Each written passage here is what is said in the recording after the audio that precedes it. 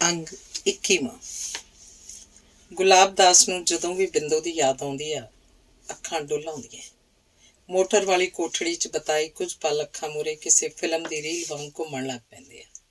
ਆਪਣੇ ਤੇ ਕੀਤੀ ਥਾਣੇਦਾਰ ਦੀ ਜ਼ਿਆਦਤੀ ਨੇ ਢਾਇਆ ਕਹਿਰ ਚੇਤੇ ਆਉਂਦਾ ਤਾਂ ਹੱਥ ਪੱਟਾਂ ਦੇ ਸੰਨ ਚਲੇ ਜਾਂਦੇ ਆ। ਉਹਨੂੰ ਆਪਣੀ ਜ਼ਿੰਦਗੀ ਬੇਮਾਨੀ ਲੱਗਦੀ ਹੈ। ਦਾੜੀ ਖਿਚੜੀ ਹੋਈ ਨਾਲ ਉਹਦੀ ਸ਼ਖਸੀਅਤ ਹੋਰ ਵੀ ਨਿਖਰ ਆਈ ਹੈ। ਪਿੰਡ 'ਚ ਲੋਕ ਇੱਜ਼ਤ ਕਰਦੇ ਆ। ਕੋਈ ਵੀ ਸਾਂਝਾ ਕੰਮ ਕਰਨਾ ਹੋਵੇ ਉਹਦੀ ਰਾਏ ਲਈ ਜਾਂਦੀ ਹੈ। ਲੋਕ ਆਪਣੇ ਨਿੱਜੀ ਕੰਮਾਂ ਬਾਰੇ ਵੀ ਸਲਾਹ ਮਸ਼ਵਰਾ ਕਰਨ ਆਉਂਦੇ ਆ।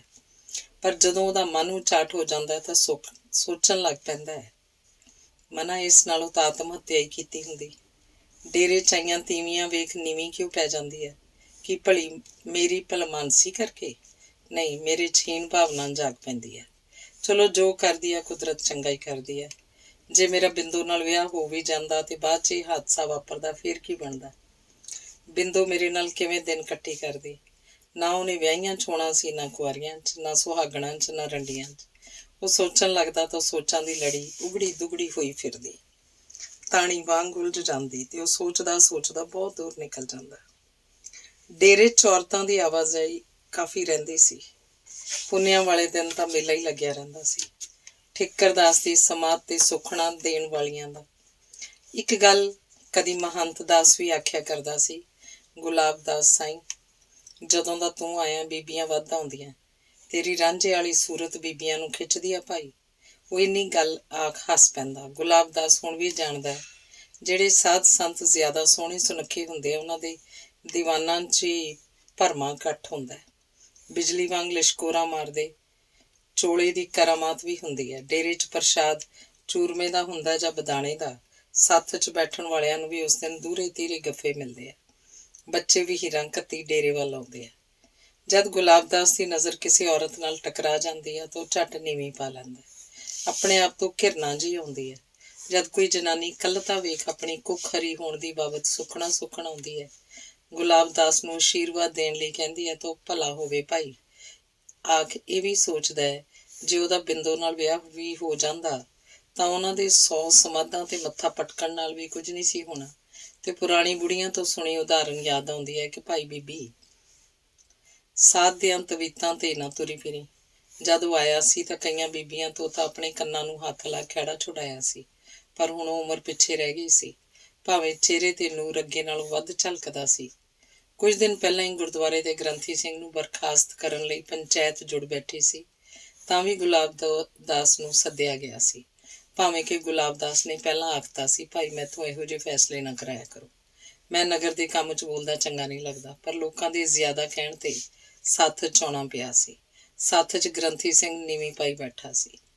ਬਾਬਾ ਜੀ, ਭਾਈ ਜੀ ਦਾ ਕਿਵੇਂ ਕਰੀਏ? ਇਹਦੇ ਵਿੱਚ ਤਾਂ ਵਹਿਬਤਾਂ ਕਸੂਤੀਆਂ। ਇੱਕ ਆਵਾਜ਼ ਆਈ। ਪੰਚਾਇਤ 'ਚ ਮਲਾਗਰ ਤੇ ਗੁਰਾ ਵੀ ਬੈਠੇ ਸਨ, ਜਿਨ੍ਹਾਂ ਦਾ ਸਰੀਰ ਹੁਣ ਅੱਗੇ ਵਾਲਾ ਨਹੀਂ, ਦੋਵੇਂ ਬਿਰਧ ਆ, ਪਰ ਅਜੇ ਵੀ ਕਾਠੀਆਂ ਤਕੜੀਆਂ ਪਈਆਂ। ਭਾਈ, ਕੁਝ ਤਾਂ ਗੱਲ ਨਿਖੇਰਨੀ ਪਊ। ਉਹ ਵਹਿਬਤਾਂ ਹੈ ਕਿਹੜੀਆਂ? ਗੁਲਾਬ ਦਾਸ ਨੇ ਆਖਿਆ। ਝਾਕਿਆ ਉਹ ਗ੍ਰੰਥੀ ਵੱਲ ਵੀ, ਪਰ ਗ੍ਰੰਥੀ ਦੀਆਂ ਨੀਵੀਆਂ ਅੱਖਾਂ 'ਚ ਵੀ ਸੱਚ ਘੁਲਿਆ ਲੱਗਿਆ। ਫੰਨੇ ਨੇ ਪੰਚਾਇਤ ਕੀਤੀ ਆ, ਉਹਦੀ ਵਹੁਟੀ ਨੂੰ ਕੋਈ ਗਲਤ ਗੱਲ ਆਖੀ ਆ, ਜਿਹੜਾ ਹੁਣ ਉਵੇਂ ਕਿਵੇਂ ਦੱਸਾਂ? ਤੁਸਾਂ ਕਿਹੜਾ ਨਿਆਣੇ ਆ ਸਾਰੇ? ਨਾਲੇ ਇਹਨੂੰ ਪੁੱਛੋ, ਨੱਥੂ ਘੁਮਿਆਰ ਕੇ ਘਰੇ ਕੀ ਲੈਣ ਗਿਆ ਸੀ? ਉਹਦੇ ਘਰੋਂ ਬਦਨਾਮ ਔਰਤ ਆ ਛੰਡੀ ਛੁਲਕੀ। ਇੱਕ ਪੰਚਾਇਤ ਮੈਂਬਰ ਨੇ ਦੱਸਿਆ, ਉਹ ਭਰਿਆ ਪੀਤਾ ਪਿਆ ਸੀ। ਸਾਰੇ ਪਿੰਡ ਨੂੰ ਪਤਾ ਸੀ ਕਿ ਨਿੱਤ ਬਣ ਠਣ ਕੇ ਨੱਥੂ ਦੇ ਘਰੋਂ ਟੈਂਪੂ ਤੇ ਜਾਂਦੀ ਹੈ। ਉਸ ਨਾਲ ਆਂਢ ਗੁਆਂਢ ਨੇ ਵੀ ਆਵਾਜਾਈ ਬੰਦ ਕਰ ਰੱਖੀ ਸੀ। ਗ੍ਰੰਥੀ ਉਹਦੇ ਘਰੋਂ ਨਿਕਲਦਾ ਵੇਖਿਆ ਸੀ ਤਾਂ ਰੌਲਾ ਪੈ ਗਿਆ ਸੀ। ਬਾਬਾ ਜੀ, ਛੇਤੀ ਕਰੋ ਫੈਸਲਾ, ਕੰਮੀ ਧੰਦੀ ਵੀ ਜਾਣਾ। ਇੱਕ ਹੋਰ ਆਵਾਜ਼ ਆਈ। ਪਿੰਡ ਦਾ ਸਰਪੰਚ ਮੌਜੂਦ ਨਹੀਂ ਸੀ। ਉਹ ਸਰਪੰਚ ਜ਼ਰੂਰ ਬਣ ਗਿਆ ਸੀ, ਪਰ ਸਾਂਝੇ ਕੰਮਾਂ ਨੂੰ ਨਿੱਲ ਸੀ। ਸੱਥ 'ਚ ਆ ਕੇ ਵੜਦਾ ਨਹੀਂ ਸੀ। ਗ੍ਰਾਂਟਾਂ ਦੇ ਗੱਫੇ ਜ਼ਰੂਰ ਚੱਕ ਛੱਡਦਾ ਸੀ। ਇਸ ਲਈ ਹਰ ਪੰਚਾਇਤ 'ਚ ਮੈਂਬਰ ਹੀ ਹੁੰਦੇ ਸਨ ਜਾਂ ਆਮ ਮੋਹਰੀ ਬੰਦੇ। ਸਰਪੰਚ ਨੂੰ ਲੋਕ ਕਹਿਣੋਂ ਹੀ ਹਟ ਗਏ ਸੀ। ਬਾਬਾ ਜੀ, ਇਹ ਫੈਸਲਾ ਤੁਸੀਂ ਕਰਨਾ ਹੈ। ਬਾਈ ਜੀ, ਇਹ ਨਾ ਸਮਝੇ ਪੰਚਾਇਤ ਮੈਨੂੰ ਕੱਢਣ ਤੇ ਤੁਲੀ ਹੈ, ਤੁਸੀਂ ਕਰੋ ਨਿਆਂ। ਇੱਕ ਹੋਰ ਆਵਾਜ਼ ਆਈ। ਅਸਲ 'ਚ ਲੋਕ ਗੁਲਾਬ ਦਾਸ ਦੇ ਮੋਢਿਆਂ ਤੇ ਹੀ ਰੱਖ ਰਹੇ ਸਨ, ਪਰ ਗੁਲਾਬ ਦਾਸ ਨੂੰ ਇਹ ਫੈਸਲਾ ਐਵਰੈਸਟ ਤੇ ਚੜ੍ਹਨ ਨਾਲੋਂ ਵੀ ਔਖਾ ਲੱਗ ਰਿਹਾ ਸੀ। ਕਦੀ ਕੋਈ ਗਲਤੀ ਉਸ ਤੋਂ ਵੀ ਹੋ ਸਕਦੀ ਸੀ। ਉਹ ਕਿਹੜਾ ਇਹ ਜੱਦੀ ਪਿੰਡ ਸੀ? ਉਹਨੂੰ ਵੀ ਗ੍ਰੰਥੀ ਵਾਂਗੂ ਨੀਵੀਂ ਪਾ ਕੇ ਬੈਠਣਾ ਪੈ ਸਕਦਾ ਸੀ। ਉਹ ਕਾਫੀ ਕੁਝ ਸੋਚ ਰਿਹਾ ਸੀ। ਇਹ ਫੈਸਲਾ ਕਰਨਾ ਔਖਾ ਲੱਗ ਰਿਹਾ ਸੀ। ਪਰ ਫਿਰ ਵੀ ਉਹਨੇ ਆਪਣੇ ਆਪ ਨੂੰ ਮਜ਼ਬੂਤ ਕੀਤਾ ਤੇ ਗ੍ਰੰਥੀ ਸਿੰਘ ਵੱਲ ਸਿੱਧਾ ਝਾਕ ਆਖਿਆ, ਭਾਈ ਬਾਰਾ ਸਿਆਂ, ਹੁਣ ਤੂੰ ਹੀ ਦੱਸ, ਪਿੰਡ ਵਾਲੇ ਕੀ ਕਹਿੰਦੇ ਆ? ਛੋਟੇ ਮਹੰਤ ਜੀ, ਮੇਰੇ ਵਾਸਤੇ ਪਿੰਡ ਦਾ ਹਰ ਘਰ ਇੱਕ ਸਮਾਨ ਆ। ਲੋਕ ਆਪਣੇ ਸ਼ਰੀਕੇ ਕਬੀਲੇ 'ਚ ਕਿਸੇ ਦੇ ਘਰ ਜਾਣ ਨਾ ਜਾਣ, ਕਿਸੇ ਦਾ ਭਾਂਡਾ ਛੇਕਣ, ਕੀ ਕਹਿੰਦੇ ਹੁੰਦੇ ਆ, ਹੁੱਕਾ ਪਾਣੀ ਬੰਦ ਕਰਨ, ਮੈਨੂੰ ਇਹਨਾਂ ਗੱਲਾਂ ਨਾਲ ਕੀ। ਜਦੋਂ ਦਾ ਨੱਥੂ ਘੁਮਿਆਰ ਦਾ, ਦੀਵਿਆਂ ਦਾ, ਤੌੜਿਆਂ ਦਾ, ਬੱਠਲੀਆਂ ਚਟੂਰਿਆਂ ਦਾ ਸਮੇਂ ਦੀ ਰਫ਼ਤਾਰ ਨਾਲ ਕੰਮ ਬੰਦ ਕਿਨਾਰਿਆ, ਇਹ ਆਰਥਿਕ ਪੱਖੋਂ ਭੁੰਜੇ ਲੈ ਗਿਆ ਤੇ ਇੱਕ ਵਿਚਾਰਾ ਉਹ ਬਿਮਾਰ ਰਹਿੰਦਾ। ਨਿੱਕੇ ਨਿੱਕੇ ਉਹਦੇ ਜਵਾਕ ਆ, ਮੈਥੋਂ ਭੁੱਖੇ ਝੱਲੇ ਨਹੀਂ ਗਏ। ਮੈਂ ਇੱਕ ਜਾਣੂ ਨੂੰ ਆਖ ਉਹਦੇ ਘਰ ਵਾਲੀ ਭਾਗਵਤੀ ਨੂੰ ਇੱਕ ਪ੍ਰਾਈਵੇਟ ਸਕੂਲ 'ਚ ਰਖਾਤਾ, ਜਿੱਥੇ ਉਹ ਟੀਚਰਾਂ ਨੂੰ ਬੱਚਿਆਂ ਨੂੰ ਪਾਣੀ ਪਿਆ ਛੱਡਦੀ ਹੈ। ਬੱਚਿਆਂ ਦੀ ਸਾਂਭ ਸੰਭਾਲ ਵੀ ਕਰਨੀ ਪੈਂਦੀ ਹੈ। ਉਹਨੂੰ ਕੁਛ ਤਨਖਾਹ ਮਿਲ ਜਾਂਦੀ ਹੈ। ਕੁਛ ਦਇਆ ਭਾਵਨਾ ਨਾਲ ਟੀਚਰ ਬੀਬੀਆਂ ਕੱਪੜੇ ਲੱਤੇ ਦੀ ਮਦਦ ਵੀ ਕਰ ਦਿੰਦੀਆਂ। ਉਹ ਰੋਟੀ ਪੈ ਗਏ, ਮੇਰੀ ਇੱਜ਼ਤ ਕਰਦੇ ਆ ਦੋਵੇਂ ਜੀ। ਕਦੇ ਨਾ ਕਦੇ ਉਹਨਾਂ ਨੂੰ ਹੌਸਲਾ ਦੇਣ ਉਹਨਾਂ ਦੇ ਘਰ ਜਾ ਵੜਦਾ। ਜਿਹੜੇ ਲੋਕ ਕਹਿੰਦੇ ਆ ਉਹ ਬਾਹਰ ਅੰਦਰ ਜਾਂਦੀ ਆ ਕਿਸੇ ਗਲਤ ਕੰਮੀ, ਉਹ ਸਰਾਸਰ ਝੂਠ ਆ। ਨਾਲ ਲੱਗਵੀਂ ਮੈਂ ਇੱਕ ਹੋਰ ਵੀ ਗੱਲ ਕਹਿਣਾ, ਮੰਨ ਲਓ ਜੇ ਉਹ ਮਾੜੀ ਹੋਊ, ਮੈਂ ਕੀ ਲੈਣਾ ਦੇਣਾ। ਹੁਣ ਆਓ ਛੋਟੇ ਮਹੰਤ ਜੀ ਫੰਨੇ ਦੀ ਗੱਲ ਤੇ। ਮੇਰੇ ਤੇ ਇਲਜ਼ਾਮ ਲੱਗਿਆ ਹੈ ਕਿ ਮੈਂ ਕੋਈ ਫੰਨੇ ਦੀ ਵਹੁਟੀ ਨੂੰ ਗਲਤ ਗੱਲ ਆਖੀ ਹੈ। ਹੁਣ ਤੁਸੀਂ ਆਪ ਹੀ ਫੰਨੇ ਤੋਂ ਪੁੱਛੋ, ਕੋਲ ਬੈਠਾ ਹੈ। ਜਦੋਂ ਮੈਂ ਇਹਨਾਂ ਦੇ ਘਰ ਗਜ਼ਾ ਲੈਣ ਜਾਂਦਾ ਸੀ ਤੇ ਇਹਦੇ ਘਰ ਵਾਲੀ ਮੈਥੋਂ ਧੱਕੇ ਨਾਲ ਕਦੀ ਸਬਜ਼ੀ ਦੀਆਂ 2-4 ਕੜਛੀਆਂ, ਕਦੀ ਦੁੱਧ ਦੀ ਗੜਵੀ, ਕਦੀ ਰੋਟੀਆਂ ਦੀ ਥਈ ਕੱਢ ਲੈਂਦੀ ਸੀ। ਮੈਂ ਸ਼ਰਮੋ ਸ਼ਰਮੀ ਬੋਲਦਾ ਨਹੀਂ ਸੀ, ਪਰ ਮੈਨੂੰ ਹਾਰ ਕੇ ਅੱਕੇ ਨੂੰ ਇਹਨਾਂ ਦਾ ਘਰ ਛੱਡਣਾ ਪੈ ਗਿਆ। ਮੈਂ ਪ੍ਰਸ਼ਾਦੇ ਮੰਗਣ ਜਾਣਾ, ਨਾ ਕਿ ਵੰਡਣ। ਇਹਦੇ ਘਰ ਵਾਲੀ ਮੈਨੂੰ ਪੁੱਠਾ ਬੋਲੀ ਹੈ, ਨਾ ਕਿ ਮੈਂ ਬੋਲਿਆ। ਆਖ ਬਾਰਾ ਸਿੰਘ ਗ੍ਰੰਥੀ ਨੇ ਸਾਰਿਆਂ ਦੇ ਦੰਦ ਜੋੜਤੇ। ਫੰਨਾ ਉੱਠ ਝੱਗਾ ਝਾੜ ਤੁਰ ਗਿਆ। ਲੋਕਾਂ ਮਗਰੋਂ ਤਾੜੀ ਚੱਕਦੀ। ਭਾਈ ਗੁਰਮੁਖੋ, ਗ੍ਰੰਥੀ ਸਿੰਘ ਤਾਂ ਜਿੱਥੇ ਦੋਹਾਂ ਮੁਕੱਦਮਿਆਂ 'ਚੋਂ ਬਰੀ ਆ, ਉੱਥੇ ਨਾਲੇ ਇਨਾਮ ਦੇਣ ਦੇ ਕਾਬਲ ਵੀ ਆ। ਜ਼ਮਾਨੇ ਦੀ ਰਫ਼ਤਾਰ ਨੇ ਆਪਾਂ ਨੂੰ ਪਤਾ ਨੱਥੂ ਦਾ ਰੁਜ਼ਗਾਰ ਖੋਇਆ। ਫਰਿੱਜਾਂ ਨੇ ਜਿੱਥੇ ਘੜੇ ਵਿਕਣੇ ਬੰਦ ਕਰਤੇ ਆ, ਉੱਥੇ ਚਾਟੀ 'ਚ ਮਧਾਣੀ ਵੀ ਨਾ ਮਾਤਰ ਪੈਂਦੀ ਆ। ਜ਼ਿਆਦਾਤਰ ਲੋਕ ਦੁੱਧ ਵੇਚਦੇ ਆ, ਰਿੜਕਦੇ ਨਹੀਂ। ਕੁੱਜਿਆਂ 'ਚ ਦਾਲਾਂ ਕੋਈ ਘਰ ਧਰਦਾ ਹੈ।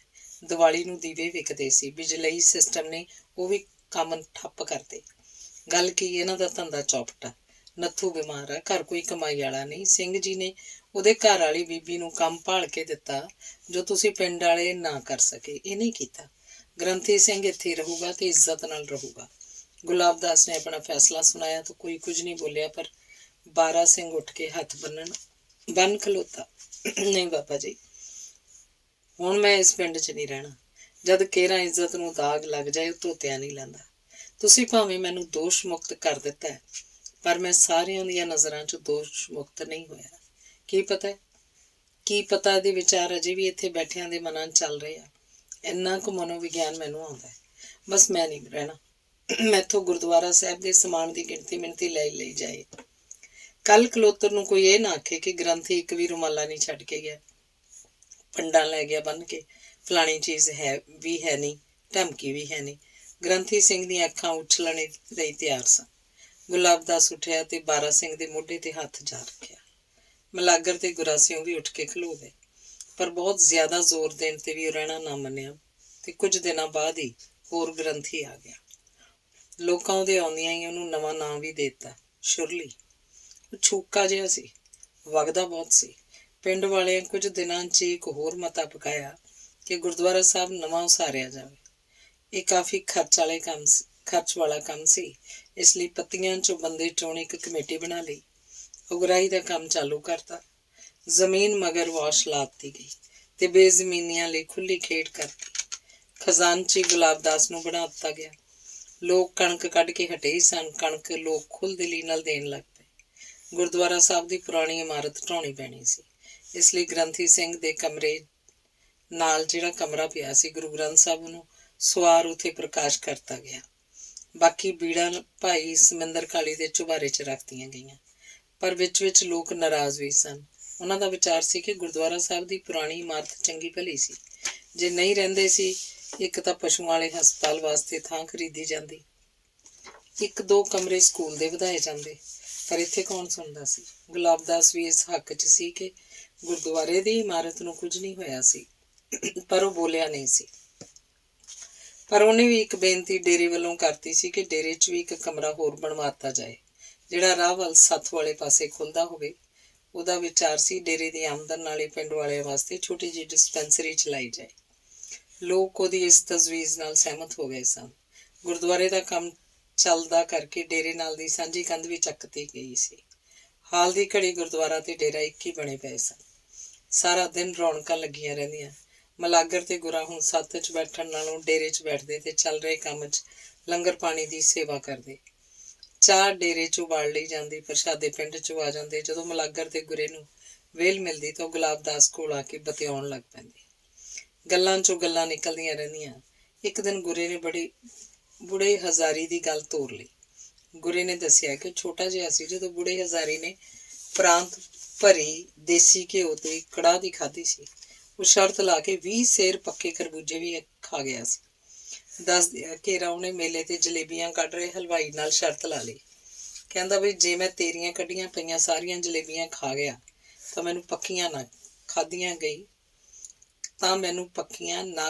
ਗਈਆਂ ਦੂਣੇ ਪੈਸੇ ਲੈ ਲਏ। ਦੁਕਾਨਦਾਰ ਦੂਣੇ ਦੇ ਲਾਲਚ 'ਚ ਫਸ ਗਿਆ।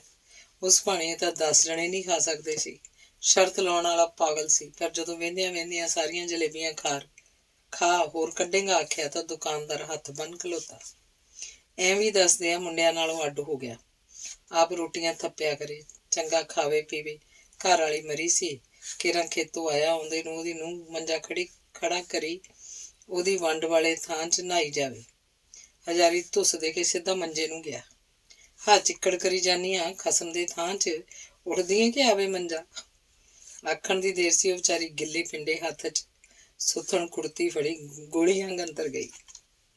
ਜਿੰਨਾ ਚਿਰ ਦਾ ਉਹਨਾਂ ਦੀਆਂ ਗੱਲਾਂ ਢੰਗ ਸਿਰ ਦੀਆਂ ਰਹਿੰਦੀਆਂ ਗੁਲਾਬ ਦਾਸ ਬੈਠਾ ਰਹਿੰਦਾ, ਪਰ ਜਦ ਗੱਲਾਂ ਪਿੰਡ 'ਚ ਕਿਸੇ ਦੇ ਘਰੇ ਵੜ ਜਾਂਦੀਆਂ ਤਾਂ ਉੱਠ ਖੜਦਾ ਤੇ ਆਪਣੇ ਬਣਾਏ ਚੂਰਨ ਦੀਆਂ ਪੁੜੀਆਂ ਬੰਨਣ ਲੱਗ ਪੈਂਦਾ ਜਾਂ ਦਵਾਈਆਂ ਦੀ ਕੁੱਟ ਕਟਾਈ।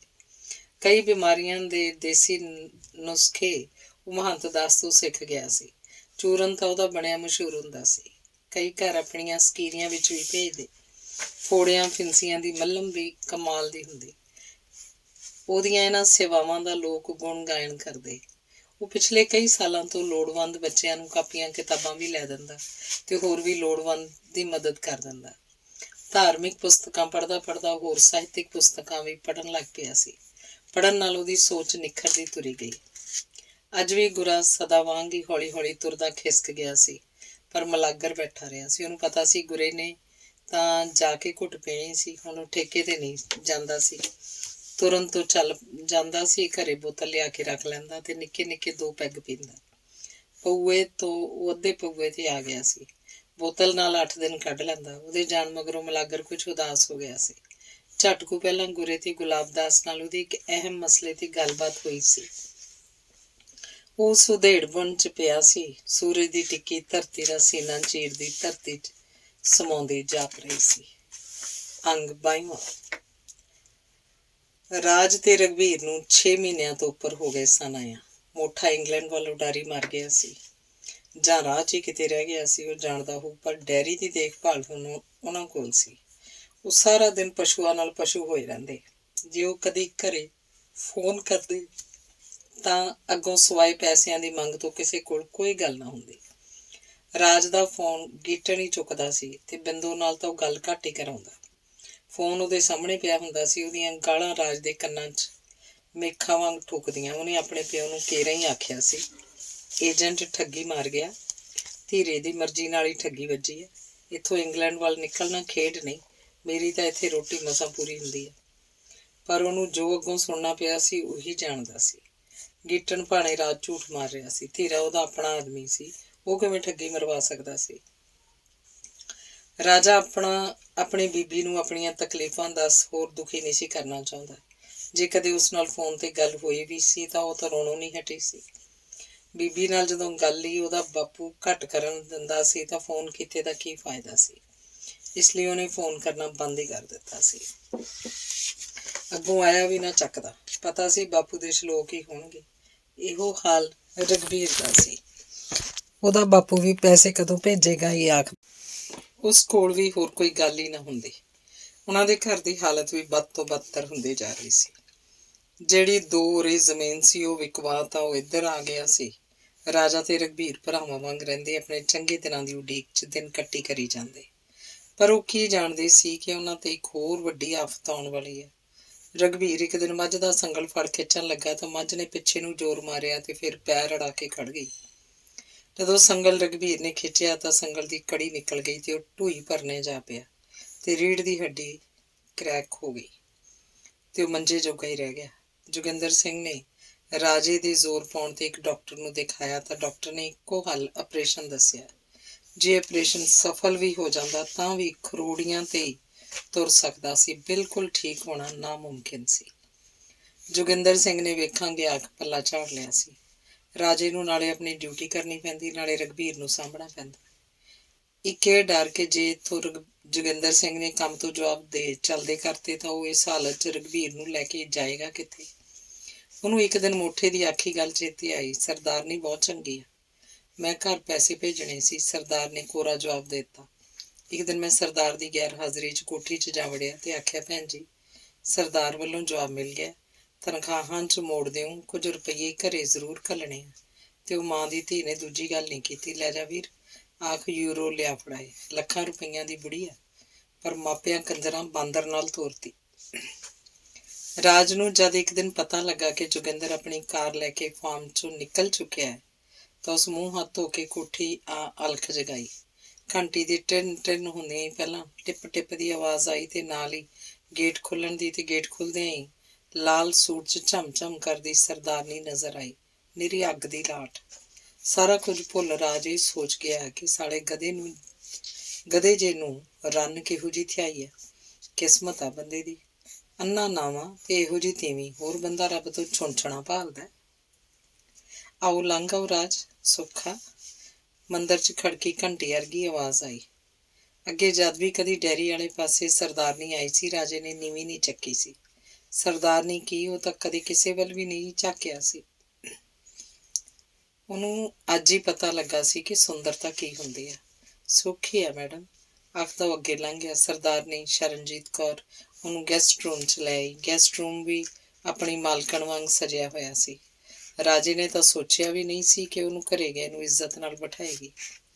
ਮੇਰੇ ਹੁੰਦਿਆਂ ਦਾ ਰਾਜ ਇਸ ਗੈਸਟ ਰੂਮ 'ਚ ਤੂੰ ਹੀ ਆਇਆ, ਕਦੇ ਕੋਈ ਗੈਸਟ ਨਹੀਂ ਆਇਆ, ਜਾਂ ਤੇਰਾ ਸਰਦਾਰ ਲੈ ਕੇ ਨਹੀਂ ਆਉਂਦਾ। ਉਹ ਜਾਣੇ, ਆਖੋ ਹੱਸ ਪਈ। ਉਹ ਕਦੀ ਪਹਿਲਾਂ ਆਇਆ ਵੀ ਸੀ ਤਾਂ ਜੋਗਿੰਦਰ ਸਿੰਘ ਦੇ ਹੁੰਦਿਆਂ ਤੇ ਬਾਹਰੋਂ ਹੀ ਮੁੜ ਜਾਂਦਾ ਰਿਹਾ ਸੀ।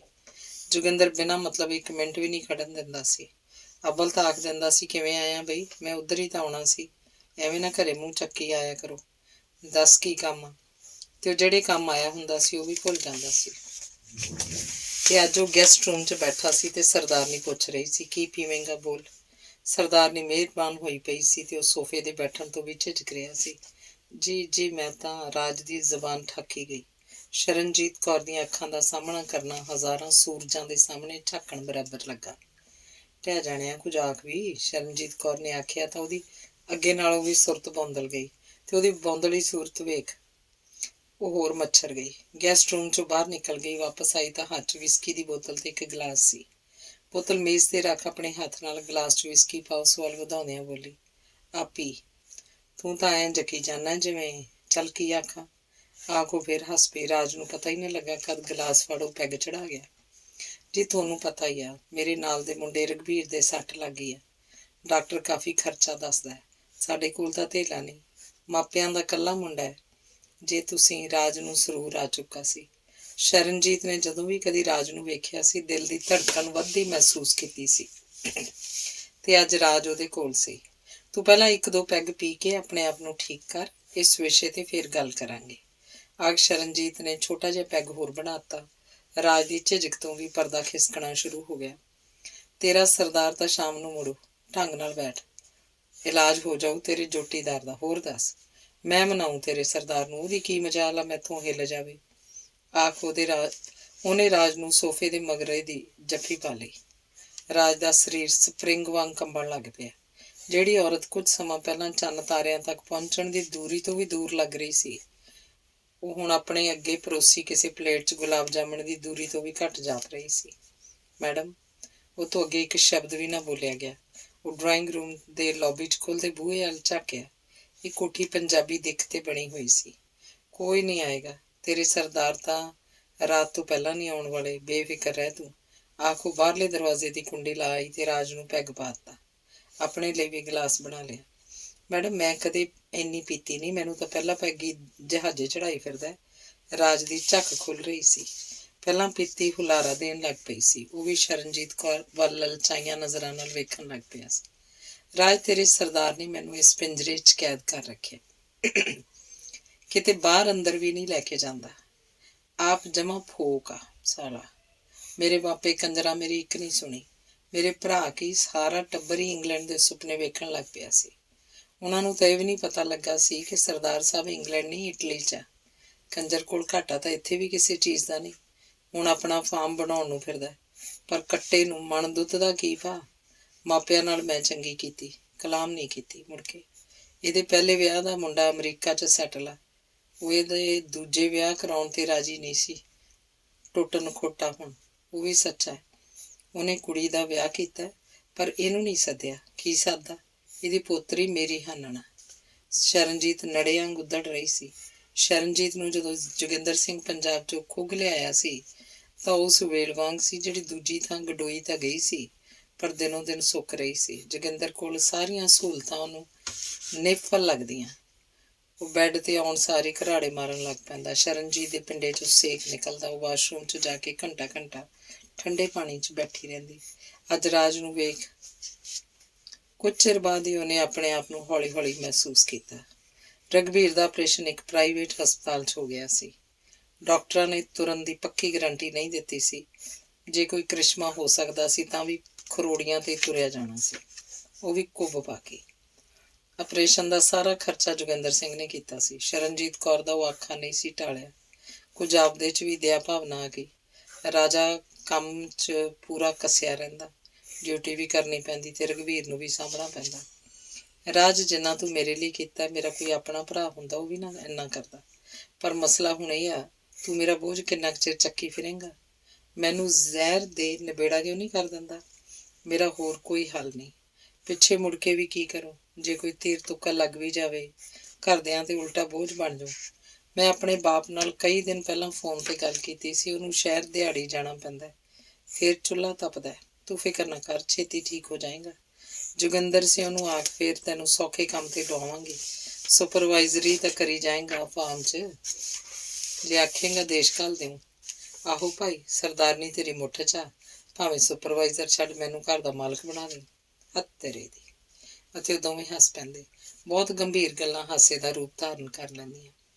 ਰਾਜੇ ਨੂੰ ਰਘਬੀਰ ਦੇ ਪਰਿਵਾਰ ਦੀ ਵੀ ਚਿੰਤਾ ਹੁੰਦੀ। ਆਪਣੇ ਘਰ ਬਾਰੇ ਇੰਨਾ ਤਾਂ ਪਤਾ ਸੀ ਕਿ ਰੋਟੀ ਤਾਂ ਪੱਕਦੀ ਹੈ, ਤੰਗੀ ਤਾਂ ਨਹੀਂ, ਪਰ ਰਘਬੀਰ ਦਾ ਪਰਿਵਾਰ ਤਾਂ ਬੁਰੇ ਹਾਲ ਨਹੀਂ ਹੋਊ। ਰਾਜ ਖਿੱਚ ਧੂ ਕਰਕੇ ਉਹਦੇ ਘਰ ਪੈਸੇ ਵੀ ਘੱਲ ਚੁੱਕਿਆ ਸੀ। ਹੌਲੀ ਹੌਲੀ ਰਘਬੀਰ ਖਰੋੜੀਆਂ ਤੇ ਤੁਰਨ ਲੱਗ ਪਿਆ। ਉਹਦੇ ਕੁੱਬ ਪੈਣ ਲੱਗ ਪਿਆ ਸੀ। ਜਿਸ ਡਾਕਟਰ ਨੇ ਆਪਰੇਸ਼ਨ ਕੀਤਾ ਸੀ ਉਹਦਾ ਕਹਿਣਾ ਸੀ ਇਹ ਆਪਰੇਸ਼ਨ ਬਹੁਤ ਘੱਟ ਸਫਲ ਹੁੰਦੇ ਆ। ਉਹ ਖੁਸ਼ ਨਸੀਬ ਸੀ ਜਿਹੜਾ ਖਰੋੜੀਆਂ ਤੇ ਤਾਂ ਤੁਰਨ ਲੱਗ ਹੀ ਪਿਆ ਸੀ। ਰਾਜ ਤੂੰ ਮੇਰੇ ਮੂੰਹ ਵੱਲ ਨਾ ਵੇਖ, ਤੂੰ ਇੰਗਲੈਂਡ ਨਾਲ ਨਿਕਲ ਜਾ ਮੇਰਾ ਬਾਈ। ਤੇਰੀ ਮੱਤ ਮਾਰੀ ਆ, ਤੈਨੂੰ ਇਸ ਹਾਲਤ 'ਚ ਛੱਡ ਕੇ ਮੈਂ ਕਿਤੇ ਨਹੀਂ ਜਾ ਸਕਦਾ। ਰਾਜ ਆਖਦਾ, ਮੈਨੂੰ ਜਾਂ ਸ਼ਰਨਜੀਤ ਨੂੰ? ਰਘਬੀਰ ਨੂੰ ਪਤਾ ਹੀ ਸੀ ਕਿ ਰਾਜ ਤੇ ਸ਼ਰਨਜੀਤ ਘਿਓ ਖਿਚੜੀ ਸਨ, ਇੱਕ ਦੂਜੇ ਦੇ ਸਾਹ 'ਚ ਸਾਹ ਲੈਂਦੇ। ਚੱਲ ਹੈ ਸਮਝ ਲੈ। ਉਹ ਹੱਸਦੇ ਖੇਡਦੇ ਦਿਨ ਪੂਰੇ ਕਰਦੇ।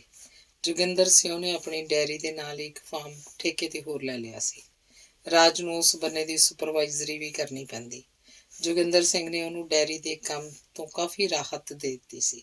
ਉਹਦਾ ਕੰਮ ਅੱਗੇ ਵਾਂਗ ਔਖਾ ਨਹੀਂ ਰਿਹਾ ਸੀ। ਐਂ ਦਿਨ ਬੀਤਦੇ ਗਏ। ਅੰਗ 23ਵਾਂ। ਮਲਾਗਰ ਦੀ ਨਾ ਹੀ ਆਪਣੀ ਭਰਜਾਈ ਨਾਲ ਬਣੀ ਸੀ, ਨਾ ਹੀ ਭਰਾ ਸਾਗਰ ਨਾਲ। ਉਸ ਅਣਬਣ ਦਾ ਹੀ ਸਿੱਟਾ ਸੀ ਜਿਹੜੀ ਉਹਨੇ ਆਪਣੀ ਸਾਰੀ ਉਮਰ ਉਹਨਾਂ ਤੋਂ ਵੱਖਰੀ ਹੀ ਕੱਢੀ ਸੀ। ਆਪ ਹੀ ਪਕਾਈਆਂ, ਆਪ ਹੀ ਖਾਧੀਆਂ।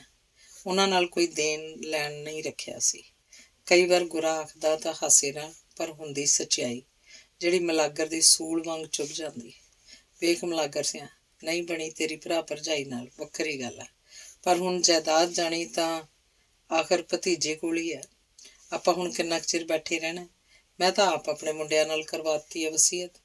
ਮੈਂ ਆਪ ਆਪਣੇ ਮੁੰਡਿਆਂ ਨਾਂ ਕਰਵਾਤੀ ਹੈ ਵਸੀਅਤ। ਤੂੰ ਵੀ ਭਤੀਜੇ ਦੇ ਨਾਂ ਕਰਾ ਦੇ। ਤੂੰ ਵਕੀਲ ਆ ਮੇਰੇ ਭਤੀਜੇ ਦਾ? ਪਹਿਲਾਂ ਐਂ ਦੱਸ। ਭਲੇ ਮਾਨਸਾ, ਮੇਰਾ ਸਿਰ ਭਾਵੇਂ ਹੈ, ਆਪਣੇ ਪੈਰ ਕੁਹਾੜੀ ਮਾਰਾਂ। ਜਿਸ ਨਾਲ ਕੁੱਖ ਦੀ ਸਾਂਝ ਸੀ ਉਸ ਮੇਰੀ ਜ਼ਿੰਦਗੀ ਬਰਬਾਦ ਕਰਤੀ। ਮੈਂ ਵਿਆਹਿਆ ਹੁੰਦਾ, ਮੇਰੇ ਵੀ ਜਵਾਕ ਜੱਲੇ ਹੁੰਦੇ, ਕਿਵੇਂ ਭੁੱਲ ਸਕਦਾ? ਮੈਂ ਇਹ ਗੱਲ ਕਿ ਮੈਂ ਕੁਆਰਾ ਰਿਹਾ ਨਹੀਂ ਸੀ, ਰੱਖਿਆ ਗਿਆ ਸੀ। ਚਲੇ ਵੀ ਛੱਡ, ਭਰਾ ਭਰਜਾਈ ਨੇ ਭਤੀਜੇ ਨੂੰ ਅਹਿਸਾਸ ਹੀ ਕਰਾਇਆ ਹੁੰਦਾ ਕਿ ਤੇਰਾ ਚਾਚਾ ਹੈ, ਭਾਵੇਂ ਆਡੀ ਹੈ। ਮੇਰੇ ਕੋਲੋਂ ਘੰਟਾ ਘੜੀ ਬੈਠਿਆ ਕਰਦਾ, ਮੋਹ ਹੁੰਦਾ। ਨਹੀਂ ਗੁਰਾ ਸਿਆਂ, ਹੁਣ ਭਾਵੇਂ ਭਤੀਜਾ ਸੋਨੇ ਦਾ ਬਣਿਆ ਫਿਰੇ, ਉਹ ਗੱਲ ਨਹੀਂ ਬਣਦੀ। ਮਲਾਗਰ ਲਕੀਰ ਇਹ ਖਿੱਚ ਦਿੰਦਾ। ਮੈਂ ਤਾਂ ਕਹਿੰਦਾ ਜਦੋਂ ਜਮਾਂ ਰਹਿ ਗਿਆ ਤੂੰ ਉਦੋਂ ਵੀ ਤੇਰੀ ਮੰਜੀ ਉਹਨੇ ਹੀ ਚੱਕ ਕੇ ਲਿਜਾਣੀ ਆ ਆਖਰ ਨੂੰ। ਮੇਰੀ ਮੰਜੀ ਨਹੀਂ, ਜ਼ਮੀਨ ਦੀ ਗੱਲ ਕਰ। ਗੱਲ ਸੁਣ ਗੁਰਾ ਸਿਆਂ, ਮੈਂ ਜ਼ਮੀਨ ਵੇਚ ਰੁਪਈਏ ਬੈਂਕ 'ਚ ਰੱਖ, ਤਨਖਾਹ ਤੇ ਕੋਈ ਆਪਣੀ ਸਾਂਭ ਸੰਭਾਲ ਵਾਸਤੇ ਮੁੰਡੂ ਵੀ ਰੱਖਾਂ, ਮਾੜਾ ਨਹੀਂ। ਉਹਨਾਂ ਨਾਲੋਂ ਚੰਗਾ ਸਾਂਭੂ ਕਰੂੰ ਵੀ ਮੈਂ, ਐਂ ਸਿੱਧੀ ਗੱਲ। ਹੁਣ ਉਸ ਘਰ ਨਾਲ ਦਿਲ ਨਹੀਂ ਰਲਦਾ ਗੁਰਾ ਸਿਆਂ। ਮੈਨੂੰ ਅੱਜ ਵੀ ਯਾਦ ਆ, ਮੱਘਰ ਮਹੀਨੇ ਦੀ ਇੱਕ ਰਾਤ ਸੀ, ਮੈਂ ਵਰਾਂਡੇ 'ਚ ਸੌਂਦਾ ਸੀ। ਇਸ ਬਾਤ 'ਚ ਹੁੰਦੇ ਸੀ ਭਰਾ ਭਰਜਾਈ। ਮੇਰੀ ਉਮਰ ਕਿਹੜੀ ਸੀ ਉਦੋਂ? ਸਾਰੀ 10 ਵਰ੍ਹਿਆਂ ਦੀ। ਮਲਾਗਰ ਮੈਥੋਂ 12 ਸਾਲ ਵੱਡਾ ਸੀ। ਵੱਡੀ ਭਰਜਾਈ ਤਾਂ ਮਾਵਾਂ ਸਮਾਨ ਹੁੰਦੀ ਹੈ, ਉਹ ਤਾਂ ਉਮਰ ਦੇ ਹਿਸਾਬ ਸੀ ਮਾਵਾਂ ਵਰਗੀ, ਤੇ ਉਸ ਮਾਂ ਨੇ, ਨਹੀਂ ਭਰਜਾਈ ਨੇ, ਮੇਰੇ ਤੋਂ ਖੇਸ ਖਿੱਚ ਲਿਆ। ਖੇਸ ਖਿੱਚਦੀ ਨੇ ਪਤਾ ਕਿਵੇਂ ਆਖਿਆ ਸੀ? ਇਹ ਤੇਰੇ ਜਾਣਨ ਨਾਲ ਹੀ ਖਰੀਦ ਕੇ ਧਰ ਗਈ ਸੀ, ਉੱਤੇ ਲਈ ਪਿਆ। ਤੇ ਉਹ ਰਾਤ ਮੈਨੂੰ ਅੱਜ ਵੀ ਨਹੀਂ ਭੁੱਲਦੀ, ਕਿਵੇਂ ਠੁਰ ਠੁਰ ਕਰਦਿਆਂ ਕੱਢੀ ਸੀ। ਹੁਣ ਤੂੰ ਹੀ ਦੱਸ ਗੁਰਾ ਸਿਆਂ, ਜਦੋਂ ਇਹੋ ਜਿਹੀਆਂ ਰਾਤਾਂ ਮੇਰੇ ਉੱਤੋਂ ਦੀ ਗੁਜ਼ਰਦੀਆਂ ਹੋਣਗੀਆਂ, ਮੇਰਾ ਕੀ ਹਾਲ ਹੁੰਦਾ ਹੋ। ਕਹਿੰਦੇ ਹੁੰਦੇ ਆ ਤਲਵਾਰ ਦਾ ਜ਼ਖਮ ਮਿਟ ਜਾਂਦਾ, ਪਰ ਜ਼ਬਾਨ ਦਾ ਨਹੀਂ ਮਿਟਦਾ। ਮੈਂ ਦੋਹਾਂ ਜੀਆਂ ਨੂੰ ਇਹ ਵੀ ਕਹਿੰਦਿਆਂ ਸੁਣਿਆ, ਭੈਣ ਦਾ ਕਸਮ, ਇੱਕ ਇਹ ਐਵੇਂ ਆ ਡਿੱਗਿਆ ਹਿੱਸਾ ਵੰਡਾਉਣ ਨੂੰ। ਗੱਬਣ ਕਰਕੇ ਰੱਖਤੀ ਬੁੱਢੇ ਵਾਰੇ ਕੰਜਰ ਨੇ, ਸਾਕ ਇੱਕ ਵੰਡ ਤੇ ਹੋਇਆ ਸੀ, ਇੱਕ ਇਹ ਜੰਮ ਧਰਿਆ ਕੰਜਰੀ ਨੇ। ਜਦੋਂ ਇਹੋ ਜਿਹੇ ਅਲਫਾਜ਼ ਮੇਰੇ ਕੰਨਾਂ 'ਚ ਪੈਂਦੇ ਹੋਣਗੇ, ਮੇਰੇ ਤੇ ਕੀ ਬੀਤਦੀ ਹੋ ਮੈਂ ਹੀ ਜਾਣਦਾ। ਤੇਰੀ ਗੱਲ ਠੀਕ ਆ ਮਲਾਗਰ ਸਿਆਂ, ਉਹਨਾਂ ਤੋਂ ਵੀ ਚੰਗਾ ਨਹੀਂ ਸਰਿਆ। ਬਥੇਰੇ ਲੋਕਾਂ ਦੀਆਂ ਨਿੱਕਿਆਂ ਹੁੰਦਿਆਂ ਦੀਆਂ ਮਾਵਾਂ ਮਰ ਜਾਂਦੀਆਂ, ਐਂ ਥੋੜ੍ਹੇ ਕਰਦਾ ਕੋਈ, ਜਿਵੇਂ ਤੇਰੇ ਨਾਲ ਹੁੰਦੀ ਸੀ। ਗੁਰੇ ਨੂੰ ਸਹਿਮਤ ਹੋਣਾ ਹੀ ਪੈਂਦਾ। ਤੇ ਅੱਜ ਬੈਠੇ ਬੈਠੇ ਮਲਾਗਰ ਨੇ ਗੁਰਾ ਸਿਆਂ ਤੇ ਗੁਲਾਬ ਦਾਸ ਨੂੰ ਅੰਦਰ ਵਾੜ ਕੱਲਿਆਂ ਨੂੰ ਆਖਿਆ ਸੀ, ਮੈਂ ਤੁਹਾਡੇ ਨਾਲ ਇੱਕ ਗੱਲ ਕਰਨੀ ਹੈ, ਹਾਸੇ 'ਚ ਨਾ ਲੈ ਕੇ ਜਾਇਆ ਜੇ। ਮਲਾਗਰ ਬਹੁਤ ਗੰਭੀਰ ਸੀ। ਜੇ ਹਾਸੇ ਵਾਲੀ ਗੱਲ ਹੋਈ, ਹਾਸੇ 'ਚ ਹੀ ਜਾਓ, ਸਾਨੂੰ ਪਹਿਲਾਂ ਹੀ ਬੰਨੀ ਜਾਣਾ, ਕਿਉਂ ਛੋਟੇ ਮਨ ਜੀ? ਗੁਰੇ ਨੇ ਆਪਣੇ ਸੁਭਾਅ ਮੁਤਾਬਕ ਆਖਿਆ। ਉਹ ਸਮਝ ਹੀ ਗਿਆ ਸੀ ਕਿ ਜਿਹੜਾ ਉਹ ਦੋਹਾਂ ਨੂੰ ਅੰਦਰ ਲਿਆਇਆ ਗੱਲ ਖਾਸ ਹੀ ਹੋ। ਧੀਰਾ ਕਈ ਦਿਨ ਹੋ ਗਏ ਮੇਰੇ ਵੱਲ ਕੈਰੀ ਅੱਖ ਝਾਕਦਾ। ਅਸਲ 'ਚ ਉਦੋਂ ਦਾ ਮੇਰਾ ਦਿਲ ਡਰਿਆ ਪਿਆ ਹੈ, ਜਿਸ ਦਿਨ ਦੀ ਇਹ ਤੋਂ ਭੱਟੀਆਂ ਵਾਲੀ ਜ਼ਮੀਨ ਖੁੱਸੀ ਹੈ। ਉੱਥੇ ਠੇਕੇ ਤੇ ਹੁੰਦੀ ਹੈ। ਇਹਨਾਂ ਕੋਲ ਇੱਕ ਘਰ ਦੀ ਜ਼ਮੀਨ, ਕੁਝ ਬੈ ਵੀ ਲਈ ਬੈਠੇ ਆ। ਸਾਡੀ ਗੇਬੂ ਦੀ ਜ਼ਮੀਨ ਤੇ ਵੀ ਹੱਥ ਸਾਫ਼ ਕਰ ਹੀ ਗਿਆ ਹੋਵੇ ਤਾਂ ਕਰ ਹੀ ਗਿਆ ਹੋਵੇ। ਮੈਨੂੰ ਹੁਣ ਉਹ ਤੋਂ ਡਰ ਜਿਹਾ ਆਉਂਦਾ ਹੈ, ਸੱਚੀ ਗੱਲ ਹੈ। ਹੋ ਸਕਦਾ ਤੇਰਾ ਵਹਿਮ ਹੋਵੇ ਮਲਾਗਰ ਸਿਆਂ, ਗੁਰਾ ਬੋਲਿਆ। ਗੁਲਾਬ ਦਾਸ ਚੁੱਪ ਸੀ। ਉਹਨੂੰ ਉਹਦਾ ਨਿੱਜੀ ਤਜਰਬਾ ਆਖ ਰਿਹਾ ਸੀ ਕਿ ਮਲਾਗਰ ਦਾ ਸ਼ੱਕ ਸਹੀ ਹੈ। ਵਹਿਮ ਹੋਵੇ ਨਾ ਹੋਵੇ, ਜਿਹੜੀ ਗੱਲ ਮੈਂ ਕਹਿਣ ਲੱਗਾ ਕਰ ਦਿਓ। ਤੂੰ ਦੱਸ ਤਾਂ ਸਹੀ ਕੁਛ, ਗੁਰੇ ਨੇ ਆਖਿਆ। ਤਾਂ ਮਲਾਗਰ ਨੇ ਪਹਿਲਾਂ ਤਾਂ ਦੋਹਾਂ ਦੀ ਵਾਰੀ ਵਾਰੀ ਮੂੰਹ ਵੱਲ ਵੇਖਿਆ, ਫੇਰ ਆਖਿਆ, ਜ਼ਮੀਨ ਮੈਂ ਅੱਧੀ ਡੇਰੇ ਦੇ ਤੇ ਅੱਧੀ ਗੁਰਦੁਆਰੇ ਦੇ ਨਾਂ ਕਰਾਉਣੀ ਹੈ। ਕੱਲ ਨੂੰ ਹੀ ਗੁਰਾ ਸਿਆਂ ਮੇਰੇ ਨਾਲ ਚੱਲ, ਪਿੰਡ 'ਚ ਭਾਫ ਨਾ ਨਿਕਲੇ ਇਸ ਗੱਲ ਦੀ। ਮਲਾਗਰ ਨੇ ਆਖਿਆ ਤਾਂ ਨਾ ਹੀ ਗੁਰਾ ਕੁਝ ਬੋਲ ਸਕਿਆ, ਨਾ ਹੀ ਗੁਲਾਬ ਦਾਸ। ਉਹਨਾਂ ਦੇ ਮੂੰਹਾਂ ਨੂੰ ਅਲੀਗੜ੍ਹ ਦੇ ਜੰਦੇ ਲੱਗ ਗਏ। ਚੁੱਪ ਕਿਉਂ ਕਰ ਗਏ? ਇਹ ਫੈਸਲਾ ਮੈਂ ਬਹੁਤ ਸੋਚ ਸਮਝ ਕੇ ਕੀਤਾ। ਮੈਂ ਨਹੀਂ ਚਾਹੁੰਦਾ ਮੇਰੀ ਜਾਇਦਾਦ 'ਚ ਉਹਨਾਂ ਨੂੰ ਇੱਕ ਪਾਈ ਵੀ ਮਿਲੇ। ਹੋ ਸਕਦਾ ਮੈਂ ਪਸੀਚਿਆ ਜਾਂਦਾ, ਧੀਰੇ ਦੇ ਨਾਂ ਜ਼ਮੀਨ ਕਰਵਾ ਦਿੰਦਾ, ਪਰ ਜਿਹੜੇ ਢੰਗ ਨਾਲ ਉਹ ਮੇਰੇ ਵੱਲ ਆਨੇ ਕੱਢ ਕੇ ਵੇਖਦਾ ਹੈ, ਇਹ ਨਹੀਂ ਹੋ ਸਕਦਾ। ਜ਼ਮੀਨ ਉਹਨੂੰ ਜਾਵੇ, ਨਾਲੇ ਉਹ ਕਿਹੜਾ ਭਲਾ ਮਾਨਸਾ ਲੁੱਚਿਆਂ ਦਾ ਸਰਦਾਰ ਆ। ਬਸ ਤੁਸੀਂ ਮੇਰੀ ਗੱਲ ਮੰਨੋ। ਮਲਾਗਰ ਨੇ ਪੂਰਾ ਜ਼ੋਰ ਦਿੱਤਾ ਤਾਂ ਉਹਨਾਂ ਨੂੰ ਠੀਕ ਆਖਣਾ ਹੀ ਪਿਆ। ਤੇ ਦੂਜੇ ਦਿਨ ਹੀ ਮਲਾਗਰ ਤੇ ਗੁਰਾ ਤੇ 2 ਗੁਰਦੁਆਰੇ ਦੀ ਕਮੇਟੀ ਦੇ ਮੈਂਬਰ ਸਮੇਤ ਨੰਬਰਦਾਰ ਤਹਿਸੀਲ ਆ ਗਏ। ਜ਼ਮੀਨ ਦੀ ਪੱਕੀ ਵਸੀਅਤ ਬਣਾਈ ਗਈ, ਅੱਧੀ ਗੁਰਦੁਆਰੇ ਦੇ ਨਾਂ ਤੇ ਅੱਧੀ ਡੇਰੇ ਦੇ ਨਾਂ। ਡੇਰੇ ਵਾਲੀ ਜ਼ਮੀਨ ਦਾ ਮਾਲਕ ਡੇਰੇ ਦਾ ਮਹੰਤ ਹੋਇਆ ਕਰੂ ਤੇ ਗੁਰਦੁਆਰਾ ਸਾਹਿਬ ਦੀ ਜ਼ਮੀਨ ਕਮੇਟੀ ਅਧੀਨ। ਤਹਿਸੀਲਦਾਰ ਨੇ ਵੀ ਇਸ ਪੁੰਨ ਦੇ ਕੰਮ 'ਚ ਬਗੈਰ ਕੋਈ ਲਾਲਚ ਸਾਈਨ ਕਰਤੇ। ਕੁਝ ਮਲਾਗਰ ਕੋਲ ਨਗਦ ਰੁਪਏ ਵੀ ਸੀ, ਉਹਨੇ ਗੁਲਾਬ ਦਾਸ ਦੇ ਹਵਾਲੇ ਕਰ ਰੱਖਿਆ, ਇਹ ਜਿੱਥੇ ਮਰਜ਼ੀ ਵਰਤ ਲਿਆ ਜੇ। ਤੂੰ ਵੀ ਰੱਖ ਲੈ ਕੁਝ, ਨੰਬਰਦਾਰ ਬੋਲਿਆ। ਜਿੰਨਾ ਚਿਰ ਤੁਰਦੇ ਫਿਰਦੇ ਆ 2 ਪ੍ਰਸ਼ਾਦਿਆਂ ਦੀ ਤਾਂ ਲੋੜ ਆ, ਉਹ ਮਹੰਤ ਜੀ ਨਾ ਦਿਆ ਕਰਨਗੇ ਨੰਬਰਦਾਰਾ। ਆਖ ਮਲਾਗਰ ਹੱਸ ਪਿਆ ਸੀ। ਉਹ ਆਪਣੇ ਆਪ ਨੂੰ ਅੱਜ ਹੌਲਾ ਹੌਲਾ ਮਹਿਸੂਸ ਕਰ ਰਿਹਾ ਸੀ, ਜਿਵੇਂ ਬਹੁਤ ਵੱਡਾ ਭਾਰ ਉਹ ਤੋਂ ਲੈ ਗਿਆ ਹੋਵੇ। ਉਹਨਾਂ ਸਾਰਿਆਂ ਨੇ ਜੋ ਤਹਿਸੀਲ ਗਏ ਸੀ, ਇਹ ਗੱਲ ਪੱਲੇ ਬੰਨ ਲਈ ਕਿ ਇਸ ਗੱਲ ਦੀ ਪਿੰਡ ਭੋਲ ਨਾ ਭੱਜੇ ਤੇ ਭੋਲ ਨਹੀਂ ਭੱਜੀ ਸੀ। ਤਹਿਸੀਲਦਾਰ ਨੂੰ ਆਖ ਵੇਖ, ਛੇਤੀ ਇੰਤਕਾਲ ਵੀ ਕਰਵਾ ਲਿਆ ਗਿਆ। ਧੀਰੇ ਦੇ ਤਾਂ ਫਰਿਸ਼ਤਿਆਂ ਨੂੰ ਵੀ ਪਤਾ ਨਹੀਂ ਸੀ ਲੱਗਾ। ਅੰਗ 24ਵਾਂ। ਸਾਉਣ ਦਾ ਮਹੀਨਾ ਸੀ। ਨਿੱਕੀ ਨਿੱਕੀ ਕਣੀ ਡਿੱਗ ਰਹੀ ਸੀ। ਬਿੰਦੋ ਖੇਤ ਦੀ ਵੱਟ ਤੇ ਖੜੀ ਵਿਰਲੇ ਥਾਈਂ ਝੋਨੇ ਦੀ ਪਨੀਰੀ ਦੇ ਡੱਕੇ ਲਵਾ ਰਹੀ ਸੀ। ਉਹਦਾ ਸੀਰੀ ਭਾਗੂ ਵੱਟਾਂ ਬੰਨ੍ਹ ਰਿਹਾ ਸੀ। ਭਾਗੂ ਪੂਰਾ ਕਿਰਸਾਨ ਆਦਮੀ ਸੀ ਤੇ ਸੀ ਵੀ ਧੱਕੜ। ਬਾਬੇ ਜੰਗੀਰ ਸਿਉਂ ਨਹੀਂ ਤਾਂ ਉਹਨੂੰ ਰਖਵਾਇਆ ਸੀ। ਲੋੜ ਪੈਣ ਤੇ ਲੜਨ ਮਰਨ ਵਾਲਾ ਬੰਦਾ ਸੀ। ਜੰਗੀਰ ਸਿਉਂ ਨੇ ਸਾਰੀ ਗੱਲ ਸਮਝਾਈ ਸੀ ਕਿ ਖੇਤ ਬੰਨੇ ਚੁਕੰਨੇ ਹੋ ਕੇ ਰਹਿਣਾ। ਹਰੀਕਿਆਂ ਵਾਲਾ ਧੀਰਾ ਕੋਈ ਵੀ ਬਖੇੜਾ ਖੜਾ ਕਰ ਸਕਦਾ। ਭਾਗੂ ਨੇ ਹਿੱਕ ਠੋਕਰੀ ਸੀ। ਆਪਣਾ ਟਕੂਆ ਉਸ ਦਿਨ ਤੋਂ ਹੀ ਰੇਤ ਕੇ ਰੱਖਣ ਲੱਗ ਪਿਆ ਸੀ। ਜੰਗੀਰ ਨੇ ਆਪਣੇ ਮੁੰਡਿਆਂ ਤੇ ਸੀਰੀਆਂ ਨੂੰ ਵੀ ਜਿਸ ਦਿਨ ਖੇਤ 'ਚ ਟਰੈਕਟਰ ਜੋੜਿਆ ਸੀ, ਹਥਿਆਰ ਦੇ ਕੇ ਤੋਰਿਆ ਸੀ। ਬਿੰਦੋ ਨੇ ਗੀਟਣ ਵਾਲੀ ਬੰਦੂਕ ਆਪਣੇ ਨਾਂ ਕਰਵਾ ਲਈ ਸੀ। ਉਸ ਦਿਨ ਉਹ ਵੀ ਹੱਥ 'ਚ ਬੰਦੂਕ ਫੜ ਖੇਤਾਂ 'ਚ ਗੇੜੇ ਦਿੰਦੀ ਰਹੀ ਸੀ। ਸਾਰਾ ਪਿੰਡ ਇਸ ਬਦਲਾਅ 'ਤੇ ਹੈਰਾਨ ਸੀ। ਨਹੀਂ ਤਾਂ ਸਾਰੇ ਸੋਚੀ ਬੈਠੇ ਸਨ ਕਿ ਗੀਟਣ ਦੀ ਜ਼ਮੀਨ ਹੌਲੀ ਹੌਲੀ ਹਰੀਕਿਆਂ ਵਾਲਾ ਲੈ ਜਾਊ। ਪਰ ਇਹ ਧਾਰਨਾ ਟੁੱਟ ਗਈ ਸੀ। 2-3 ਘੁਮਾ ਬੈ ਹੋਈ ਵਾਲੀ ਛੱਡ ਬਾਕੀ 13 ਘੁਮਾ 'ਚ ਟਰੈਕਟਰ ਘੁਮਾਤਾ ਸੀ। ਬਿੰਦੋ ਨੂੰ ਯਾਦ ਸੀ ਜਦ ਧੀਰੇ ਨਾਲ ਪਹਿਲੇ ਦਿਨ ਜ਼ਮੀਨ ਦੀ ਗੱਲ ਲੈ ਕੇ ਸਾਹਮਣਾ ਹੋਇਆ ਸੀ। ਬਿੰਦੋ ਨੇ ਗੀਟਣ ਦੇ ਦਬਦਬੇ ਦੀ ਛਟੀ ਕਾਹਦੀ ਚੱਕੀ। ਉਹਨੂੰ ਤਾਂ ਐਂ ਲੱਗਾ ਜਿਵੇਂ ਉਹ ਪਹਿਲਾਂ ਵਾਲੀ ਬਿੰਦੋ ਹੋਵੇ ਹੀ ਨਾ, ਜਿਵੇਂ ਕੋਈ ਸ਼ਕਤੀਸ਼ਾਲੀ ਰੂਹ ਉਸ 'ਚ ਪ੍ਰਵੇਸ਼ ਕਰ ਗਈ ਸੀ। ਹੁਣ ਗੀਟਣ ਦੀ ਦਿਨ ਦੀ ਸ਼ਰਾਬ ਪੀਣੀ ਬੰਦ ਸੀ। ਸ਼ਾਮ ਨੂੰ ਵੀ ਰੋਂਦੇ ਕਰਲਾਉਂਦੇ ਨੂੰ 8-10 ਦਿਨ ਇੱਕ ਪਊਆ ਸ਼ਰਾਬ ਦਾ ਦਿੰਦੀ ਤੇ ਹੌਲੀ ਹੌਲੀ ਪਊਏ ਤੋਂ ਵੀ ਕੰਨੀ ਕਤਰਾ ਗਈ। ਅਫੀਮ ਵੀ ਹੌਲੀ ਹੌਲੀ ਬੰਦ ਕਰਤੀ। ਇਹ ਕੰਮ ਹੌਲੀ ਹੌਲੀ ਡੋਜ਼ ਘਟਾਉਂਦੀ ਨੇ ਕੀਤਾ ਸੀ। ਜੇ ਗੀਟਣ ਜ਼ਬਾਨ ਖੋਲ੍ਹਣ ਦੀ ਕੋਸ਼ਿਸ਼ ਕਰਦਾ ਵੀ ਤਾਂ ਬਿੰਦੋ ਦੀ ਇੱਕੋ ਕੁਰਕੀ ਕਾਫੀ ਹੁੰਦੀ। ਉਹ ਮੂਤ ਦੀ ਝਾਗਾਂ ਬਹਿ ਜਾਂਦਾ। ਇੱਕ ਦਿਨ ਤਾਂ ਗੀਟਣ ਨੂੰ ਐਂ ਲੱਗਾ ਜਿਵੇਂ ਅਸਮਾਨ ਤੋਂ ਭੌਂਟਣੀਆਂ ਖਾ ਕੇ ਦੇ ਕੇ ਥੱਲੇ ਪਟਕਦਾ ਹੋਵੇ। ਧੀਰਾ ਸ਼ਰਾਬ ਦੀ ਪੇਟੀ ਲੈ ਕੇ ਆਇਆ ਸੀ। ਉਹਨੇ ਪੇਟੀ ਮੋਟਰਸਾਈਕਲ ਤੋਂ ਲਾਹ ਕੇ ਅੰਦਰ ਲਿਆ ਕੇ ਰੱਖੀ ਸੀ ਕਿ ਬਿੰਦੋ ਉਹਨੂੰ ਪੈ ਨਿਕਲੀ। ਭਾਈ ਗੱਲ ਸੁਣ, ਹੁਣ ਤੱਕ ਦਾ ਜੋ ਤੇਰਾ ਹਿਸਾਬ ਸੀ ਸਾਡੇ ਵੱਲੋਂ ਬਰਾਬਰ। ਅਸੀਂ ਆਪਣੀ ਜ਼ਮੀਨ ਆਪ ਬੀਜਣੀ ਹੈ। ਕਣਕ ਵੱਢ ਜ਼ਮੀਨ ਵਿਹਲੀ ਕਰਨ ਦੀ ਗੱਲ ਕਰ। ਬਿੰਦੋ ਨੇ ਆਖਿਆ ਸੀ ਤਾਂ ਧੀਰਾ ਗੀਟਣ ਦੇ ਮੂੰਹ ਵੱਲ ਝਾਕਿਆ ਸੀ। ਪਰ ਗੀਟਣ ਦਾ ਆਪ ਸੰਗ ਸੁੱਕਣ ਲੱਗ ਪਿਆ ਸੀ। ਥੁੱਕ ਸੰਗ ਚੜ ਗਿਆ ਸੀ। ਧੀਰਾ ਜੇ ਤਾਜ ਮਹਿਲ ਚੋਰੀ ਹੋਣ ਦੀ ਖਬਰ ਸੁਣ ਲੈਂਦਾ, ਕੁਤਬ ਮੀਨਾਰ ਨੂੰ ਗੀਟਣ ਦੇ ਘਰ ਭੰਗੜਾ ਪਾਉਂਦਿਆਂ ਵੇਖ ਲੈਂਦਾ, ਸ਼ਾਇਦ ਇੰਨਾ ਹੈਰਾਨ ਨਾ ਹੁੰਦਾ ਜਿੰਨਾ ਹੁਣ ਹੋ ਰਿਹਾ ਸੀ। 1 ਘੁਮਾ ਜ਼ਮੀਨ ਉਹਦੇ ਪਿਓ ਨੇ ਲਈ ਸੀ ਤੇ 2 ਘੁਮਾਈ ਉਹਦੀ ਮੌਤ ਮਗਰੋਂ ਉਹ ਲੈ ਗਿਆ ਸੀ। ਉਹ ਹੁਣ ਵੀ ਗੀਟਣ ਵੱਲ ਬਹੁਤ ਮੋਟੀ ਰਕਮ ਕੱਢੀ ਫਿਰਦਾ ਸੀ। ਜ਼ਮੀਨ ਲਿਖਾਉਣ ਦੀ ਤਿਆਰੀ 'ਚ ਸੀ ਤੇ ਬਿੰਦੋ ਸਾਰਾ ਗੁੜ ਗੋਬਰ ਕਰ ਰਹੀ ਸੀ। ਠੇਕੇ ਦਾ ਵੀ ਉਹ ਅੱਧੀ ਦਿੰਦਾ ਆਇਆ ਸੀ, ਵਿੱਚ ਹੀ ਕਾਲਾ ਮਾਲਾ ਕਰ ਜਾਂਦਾ ਸੀ। ਪਰ ਹੁਣ ਸੋਚ ਹੀ ਉਹ ਬੌਂਦਲ ਗਿਆ ਸੀ। ਖੇਤੀ ਚਾਚੀ, ਉਹ ਵੀ ਤੂੰ ਕਿਉਂ ਕਮਲ ਮਾਰਦੀ ਹੈ? ਚੁੱਪ। ਅੱਜ ਤੋਂ ਪਹਿਲਾਂ ਮੈਂ ਜੋ ਕਮਲ ਮਾਰ ਚੁੱਕੀ। ਮੈਂ ਬਹੁਤ ਸਾਲਾਂ ਤੋਂ ਇਸ ਕੰਜਰ ਦੇ ਮੂੰਹ ਵੱਲ ਵੇਖਿਆ, ਤੁਹਾਡੇ ਵੀ ਵੇਖਿਆ, ਜਿਹੜਾ ਇੰਗਲੈਂਡ ਦੇ ਨਾਂ ਤੇ ਪਤਾ ਨਹੀਂ ਮੇਰਾ ਪੁੱਤ ਕਿਹੜੀ ਭੱਠੀ 'ਚ ਝੁੱਕਿਆ ਤੂੰ। ਤੁਸੀਂ ਕੀ ਜਾਣੋ ਪੁੱਤ ਦਾ ਦੁੱਖ? ਮੈਂ ਕਿਵੇਂ ਦੁੱਖ ਆਪਣੇ ਢਿੱਡ 'ਚ ਲਈ ਫਿਰਦੀ ਹਾਂ, ਮੈਂ ਹੀ ਜਾਣਦੀ ਹਾਂ। ਜਦ ਵੀ ਕਦੇ ਫੋਨ 'ਤੇ ਉਹਦੇ ਨਾਲ ਗੱਲ ਹੁੰਦੀ ਹੈ, ਉਹਦੇ ਹਾਸੇ 'ਚ ਵੀ ਰੋਣ ਇੱਕ ਮਾਂ ਤੋਂ ਲੁਕਿਆ ਨਹੀਂ ਰਹਿੰਦਾ। ਹੁਣ ਮੈਂ ਇਹ ਨਹੀਂ ਚਾਹੁੰਦੀ ਕਿ ਜੇ ਉਹ ਸੁੱਖ ਨਾਲ ਘਰ ਆ ਵੀ ਜਾਵੇ, ਇੱਥੇ ਕਰਨ ਲਈ ਉਸ ਕੋਲ ਕੁਛ ਵੀ ਨਾ ਹੋਵੇ। ਮੇਰਾ ਰਾਜਾ ਸਤਯੁਗੀ ਜੀ ਕਲਯੁਗ 'ਚ ਪੈਦਾ ਹੋ ਗਿਆ। ਸਤਯੁਗੀ ਨਾ ਹੁੰਦਾ ਤਾਂ ਉਹ ਜਾਣ ਤੋਂ ਵੀਰ ਸਕਦਾ ਸੀ। ਕੀ ਕਰ ਲੈਂਦਾ ਹੈ ਮੰਜੇ 'ਤੇ ਪਿਆ? ਪਰ ਉਹ ਅੱਖਾਂ ਮੀਟ ਹਾਂ ਆ ਗਿਆ।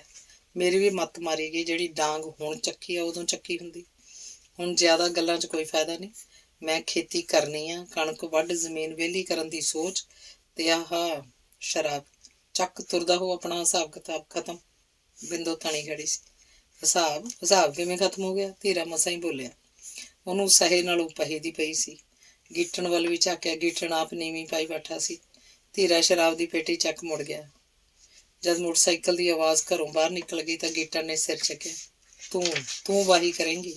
ਕਿਉਂ? ਮੈਂ ਜੱਟ ਦੀ ਧੀ ਨਹੀਂ। ਮੇਰੀ ਜਵਾਨੀ ਸਵਾਹ ਕਰਤੀ ਸੀ ਕੰਜਰਾ, ਸਵਾਹ। ਸੁੱਕੀ ਢੀਂਗਰੀ ਬਣ ਗਈ ਸੀ ਮੈਂ। ਪਰ ਨਹੀਂ, ਤੈਨੂੰ ਇੱਕ ਗੱਲ ਦਾ ਨਹੀਂ ਪਤਾ। ਕਈ ਵਾਰ ਸੁੱਕੀਆਂ ਢੀਂਗਰੀਆਂ ਵੀ ਹਰੀਆਂ ਹੋ ਜਾਂਦੀਆਂ। ਕੋਈ ਕੁਦਰਤ ਕ੍ਰਿਸ਼ਮਾ ਵਿਖਾ ਦੇਵੇ ਤਾਂ।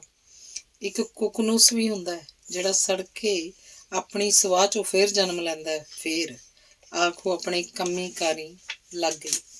ਕੁਝ ਦਿਨ ਵਿੱਚ ਹੀ ਮੁਰਝਾਏ ਚਿਹਰੇ ਤੇ ਨੂਰ ਝਲਕਣ ਲੱਗ ਪਿਆ ਸੀ। ਬਿੰਦੇ ਜਦ ਗੁਰਦੁਆਰਾ ਸਾਹਿਬ ਮੱਥਾ ਟੇਕਣ ਜਾਂਦੀ ਸੀ ਤਾਂ ਉਹਨੂੰ ਸਾਬਕਾ ਸਰਪੰਚ ਬਾਬਾ ਜਗੀਰ ਸਿੰਘ ਰੋਜ਼ਾਨਾ ਵਾਂਗ ਹੀ ਮਿਲ ਪੈਂਦਾ। ਬਿੰਦੋ ਉਹਦੇ ਪੈਰੀਂ ਹੱਥ ਲਾਉਂਦੀ, ਉਹ ਅਸੀਸਾਂ ਵੀ ਦਿੰਦਾ, ਦੁੱਖ ਸੁੱਖ ਵੀ ਪੁੱਛਦਾ। ਜਦੋਂ ਕਹਿੰਦਾ ਤਕੜੀਏ ਧੀਏ, ਬਿੰਦੋ ਨੂੰ ਇਹ ਸ਼ਬਦ ਆਪਣੇ ਦਿਲ ਤੇ ਮੱਲ੍ਹਮ ਦਾ ਕੰਮ ਕਰਦੇ ਲੱਗਦੇ। ਮੁੰਡੇ ਦਾ ਫੋਨ ਆਉਂਦਾ ਤਾਂ ਉਹਨੂੰ ਮੰਗਵਾ ਲੈ ਪੁੱਤ, ਠੱਗੀ ਵੱਜਣੀ ਸੀ, ਵੱਜ ਗਈ ਤੁਹਾਡੇ ਨਾਲ। ਜਦੋਂ ਕਦੇ ਗੱਲ ਹੁੰਦੀ ਆ, ਕਹਿੰਦੀ ਆ ਬਾਪੂ ਜੀ ਉਹ ਫੋਨ ਕੱਟ ਦਿੰਦਾ, ਕੋਈ ਨਹੀਂ ਪਰਮੇਸ਼ਰ ਭਲੀ ਕਰੂ।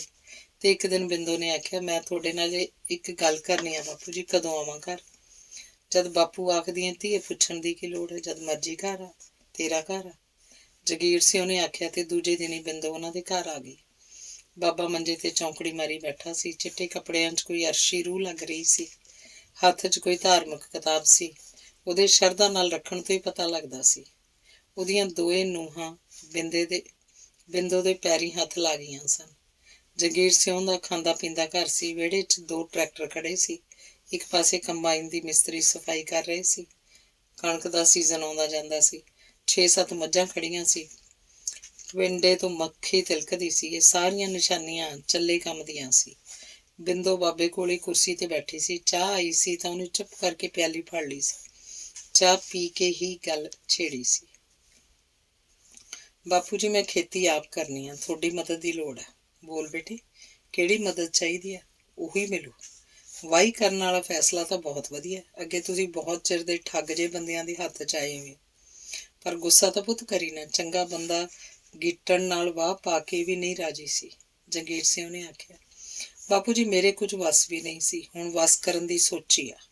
ਮੈਨੂੰ ਇੱਕ ਤਾਂ ਸਾਲ ਭਰ ਤੇ ਇਮਾਨਦਾਰ ਕੋਈ ਕਾਮਾ ਭਾਲ ਕੇ ਦਿਓ।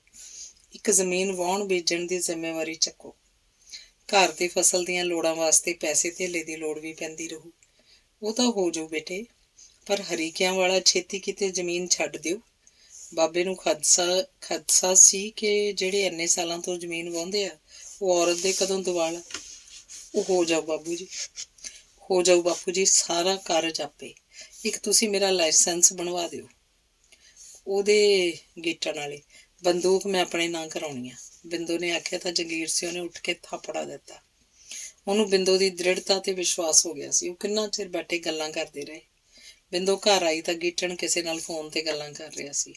ਬਿੰਦੋ ਨੂੰ ਵੇਖ ਉਹਨੇ ਪਟਕ ਦੇਣੇ ਰਿਸੀਵਰ ਰੱਖਤਾ। ਫੋਨ ਹੁਣ ਗੀਟਣ ਦੇ ਸਰਾਣੇ ਨਹੀਂ ਹੁੰਦਾ ਸੀ। ਇਹ ਤਾਂ ਬਿੰਦੋ ਦੇ ਮਗਰੋਂ ਕੋਈ ਘਰੇ ਆਇਆ ਹੋ, ਉਹ ਤੋਂ ਮੇਜ਼ ਨੇੜੇ ਕਰਵਾ ਲਿਆ ਹੋ। ਬਿੰਦੋ ਸਮਝ ਹੀ ਗਈ ਸੀ ਕਿ ਗੱਲ ਧੀਰੇ ਨਾਲ ਹੋ ਰਹੀ ਹੋ। ਉਹ ਮੇਜ਼ ਧੂ ਕੇ ਪਾਸੇ ਕਰਦਿਆਂ ਬੋਲੀ, ਘਰ ਦੇ ਭੇਤੀ ਨੇ ਲੰਕਾ ਢੁਆਈ ਸੀ, ਹੁਣ ਤੂੰ ਸੋਚ ਕਿਵੇਂ ਕਰਾਉਣੀ ਆ? ਤਾਂ ਧੀਰਾ ਸੀ। ਗਿੱਟਣ ਦੀ ਜ਼ਬਾਨ ਲੜਖੜਾਈ, ਉਹ ਰੋਣ ਹਾਕਾ ਹੋ ਗਿਆ। ਉਹ ਤਾਂ ਮੈਂ ਸਮਝ ਹੀ ਗਈ ਹਾਂ। ਮੈਂ ਤੈਨੂੰ ਆਖਿਆ ਸੀ ਉਸ ਆਦਮੀ ਨਾਲ ਸਾਂਝ ਨਹੀਂ ਰੱਖਣੀ, ਨਾ ਟਲਿਆ ਤੂੰ। ਕੁਛ ਨਹੀਂ ਵਿਗੜਿਆ, ਜੇ ਵੀ ਬੰਦਾ ਬਣ ਜਾ। ਮੇਰੀ ਉਮਰ ਵੇਖ ਤੇ ਉਹਦੀ ਉਮਰ ਵੇਖ। ਮੈਂ ਉਹਦੀਆਂ ਮਾਵਾਂ ਵਰਗੀ ਹਾਂ ਤੇ ਮੈਨੂੰ ਉਹ ਕਈ ਵਾਰ ਉਹ ਗੱਲਾਂ ਕਹਿ ਜਾਂਦਾ ਜਿਹੜੀਆਂ ਦੱਸੀਆਂ ਨਹੀਂ ਜਾ ਸਕਦੀਆਂ। ਤੂੰ ਉਹਦੀ ਭੂਆ ਨਾਲ ਖੇ ਖਾਂਦਾ ਰਿਹਾ ਨਾ, ਉਹ ਤੋਂ ਭੁੱਲ ਨਹੀਂ। ਉਹ ਮੈਨੂੰ ਕੁਛ ਨਾ ਕੁਛ ਆਖ ਆਪਣੇ ਮਨ ਨੂੰ ਸੰਤੁਸ਼ਟੀ ਦਿੰਦਾ ਹੈ, ਵਿਹੜੀ ਲਾਉਂਦਾ ਆਪਦੇ ਜਾਣੇ। ਨਹੀਂ ਨਹੀਂ ਕਿਉਂ ਨਹੀਂ? ਉਹਨੂੰ ਪਤਾ ਤੂੰ ਉਹਦੀ ਮਾਂ ਵੀ ਨਹੀਂ ਬਖਸ਼ੀ ਸੀ, ਸਭ ਜਾਣਦੇ ਆ। ਇਹ ਤਾਂ ਮੈਂ ਉਹਨੂੰ ਛਿੱਤਰ ਵਿਖਾ ਕੇ ਦਿਨ ਪੂਰੇ ਕਰਦੀ ਰਹੀ ਹਾਂ। ਤੇਰੇ ਚਿੱਤ 'ਚ ਕਿਵੇਂ ਆ? ਜੇ ਤੈਨੂੰ ਦੱਸਦੀ ਤੂੰ ਮੰਨਦਾ? ਝੂਠ ਮਾਰਦੀ ਆ ਤੂੰ। ਕੱਟੇ ਅੰਗ ਰਿੰਗ ਨਾ ਹੜਾਟ ਨਾ ਪਾ। ਤੇਰੇ ਕੋਲ ਝੂਠ ਮਾਰਨ ਦੀ ਕੀ ਤੋਕਾ? ਉਹਦੇ ਨਾਲ ਹਿਸਾਬ ਕਿਤਾਬ ਤਾਂ ਕਰਨਾ ਪਊ ਨਾ, ਨਾਲੇ ਉਹਨੇ ਕਬਜ਼ਾ ਨਹੀਂ ਛੱਡਣਾ ਹੁਣ, ਗੀਟਣ ਨੇ ਆਖਿਆ। ਉਹਨੂੰ ਧੀਰਾ ਫੋਨ ਤੇ ਆਖ ਚੁੱਕਿਆ ਸੀ। ਗੀਟਣ ਵੀ ਚਾਹੁੰਦਾ ਸੀ ਕਿ ਧੀਰਾ ਆਉਂਦਾ ਜਾਂਦਾ ਰਹੇ ਤਾਂ ਉਹਨੂੰ ਸ਼ਰਾਬ ਫੀਮ ਮਿਲਦੀ ਰਹੇ, ਜੋ ਜਮਾਂ ਬੰਦ ਹੋ ਗਈ ਸੀ। ਇਹ ਤਾਂ ਵਕਤ ਦੱਸੂ ਕਬਜ਼ੇ ਵਾਲੀ ਗੱਲ। ਤੂੰ ਹੁਣ ਤੱਕ ਔਰਤ ਦਾ ਇੱਕ ਪਾਸਾ ਹੀ ਵੇਖਿਆ, ਸਿਰਫ ਇੱਕ ਪਾਸਾ। ਇਤਿਹਾਸ ਨਹੀਂ ਪੜ੍ਹਿਆ। ਦੂਜਾ ਪਾਸਾ ਤੈਨੂੰ ਹੁਣ ਮੈਂ ਵਿਖਾਊਂ। ਕੰਜਰ ਨੇ ਸਾਰੀ ਉਮਰ ਮੇਰੀ ਨਰਕ 'ਚ ਕੱਢਤੀ, ਨਰਕ 'ਚ।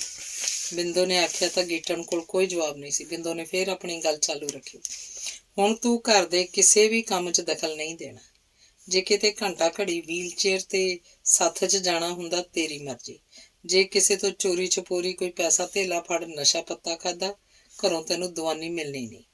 ਅਗਲਿਆਂ ਗੱਲ ਗਫੂਆ ਪਾਣੋਂ ਹਟਣਾ ਨਹੀਂ, ਇਸ ਲਈ ਕਿ ਉਹਨਾਂ ਨੂੰ ਆਪਣੇ ਨਾਲ ਕੀਤੀਆਂ ਤੇਰੀਆਂ ਭਲਾਈਆਂ ਚੇਤੇ ਆਉਣਗੀਆਂ। ਬਿੰਦੋ ਨੇ ਆਖ ਤਹਿ ਲਾਤੀ। ਕੁਛ ਦਿਨਾਂ 'ਚ ਹੀ ਬਿੰਦੋ ਨੇ ਜੰਗੀਰ ਸਿੰਘ ਨੂੰ ਨਾਲ ਲੈ ਕੇ ਲਾਇਸੈਂਸ ਬਣਾ ਬੰਦੂਕ ਆਪਣੇ ਨਾਂ ਕਰਵਾ ਲਈ। ਉਹ ਕਦੀ ਖੋਲ੍ਹਦੀ ਕਦੀ ਬੰਦ ਕਰਦੀ, ਖਾਲੀ ਘੋੜੇ ਭਰਾ ਭਰਾ ਵੇਖਦੀ। ਟਿੱਕੀ ਰਾਤ ਤੋਂ ਫਾਇਰ ਕਰ ਹੱਥ ਖੋਲ੍ਹਦੀ। ਇੱਕ ਉਹਨੇ ਆਪਣੀ 3 ਕੁਮਾਂ ਜ਼ਮੀਨ ਜੋ ਬੈ ਹੋਈ ਸੀ, ਉਹਦੇ ਨੰਬਰ ਵੇਖੇ। ਉਹਨਾਂ ਕਿੱਲਿਆਂ 'ਚ ਵੜ ਕਾਨੂੰਨੀ ਤੌਰ ਤੇ ਝੂਠੀ ਨਹੀਂ ਹੋਣਾ ਚਾਹੁੰਦੀ ਸੀ। ਬਿੰਦੋ ਰਾਜ ਦਾ ਫੋਨ ਉਡੀਕਦੀ, ਉਹਦੇ ਨਾਲ ਦਿਲ ਦੀਆਂ ਗੱਲਾਂ ਕਰਨ ਨੂੰ ਮਨ ਉਛਾਲੇ ਮਾਰਦਾ, ਪਰ ਰਾਜ ਦਾ ਫੋਨ ਨਾ ਆਉਂਦਾ। ਜੋ ਨੰਬਰ ਰਾਜ ਨੇ ਦਿੱਤਾ ਸੀ ਉਹ 'ਤੇ ਸੰਪਰਕ ਕਰਨ ਦੀ ਕੋਸ਼ਿਸ਼ ਕਰਦੀ, ਫੋਨ ਟੂੰ ਟੂੰ ਕਰਦਾ ਬੰਦ ਹੋ ਜਾਂਦਾ।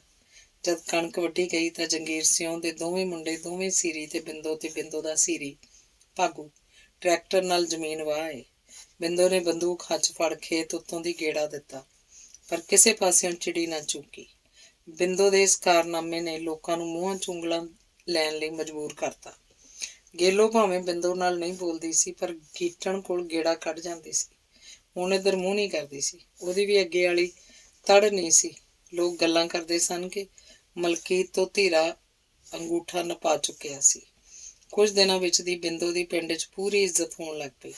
ਬਿੰਦੋ ਨੂੰ ਬਾਣੀ ਦੀ ਇਹ ਤੁਕ ਹਰ ਵੇਲੇ ਯਾਦ ਰਹਿੰਦੀ, ਬਲ ਹੁਆ ਬੰਧਨ ਛੁੱਟੇ, ਸਭ ਕੁਛ ਹੋ ਤੁਪਾ। ਅੰਗ 25ਵਾਂ।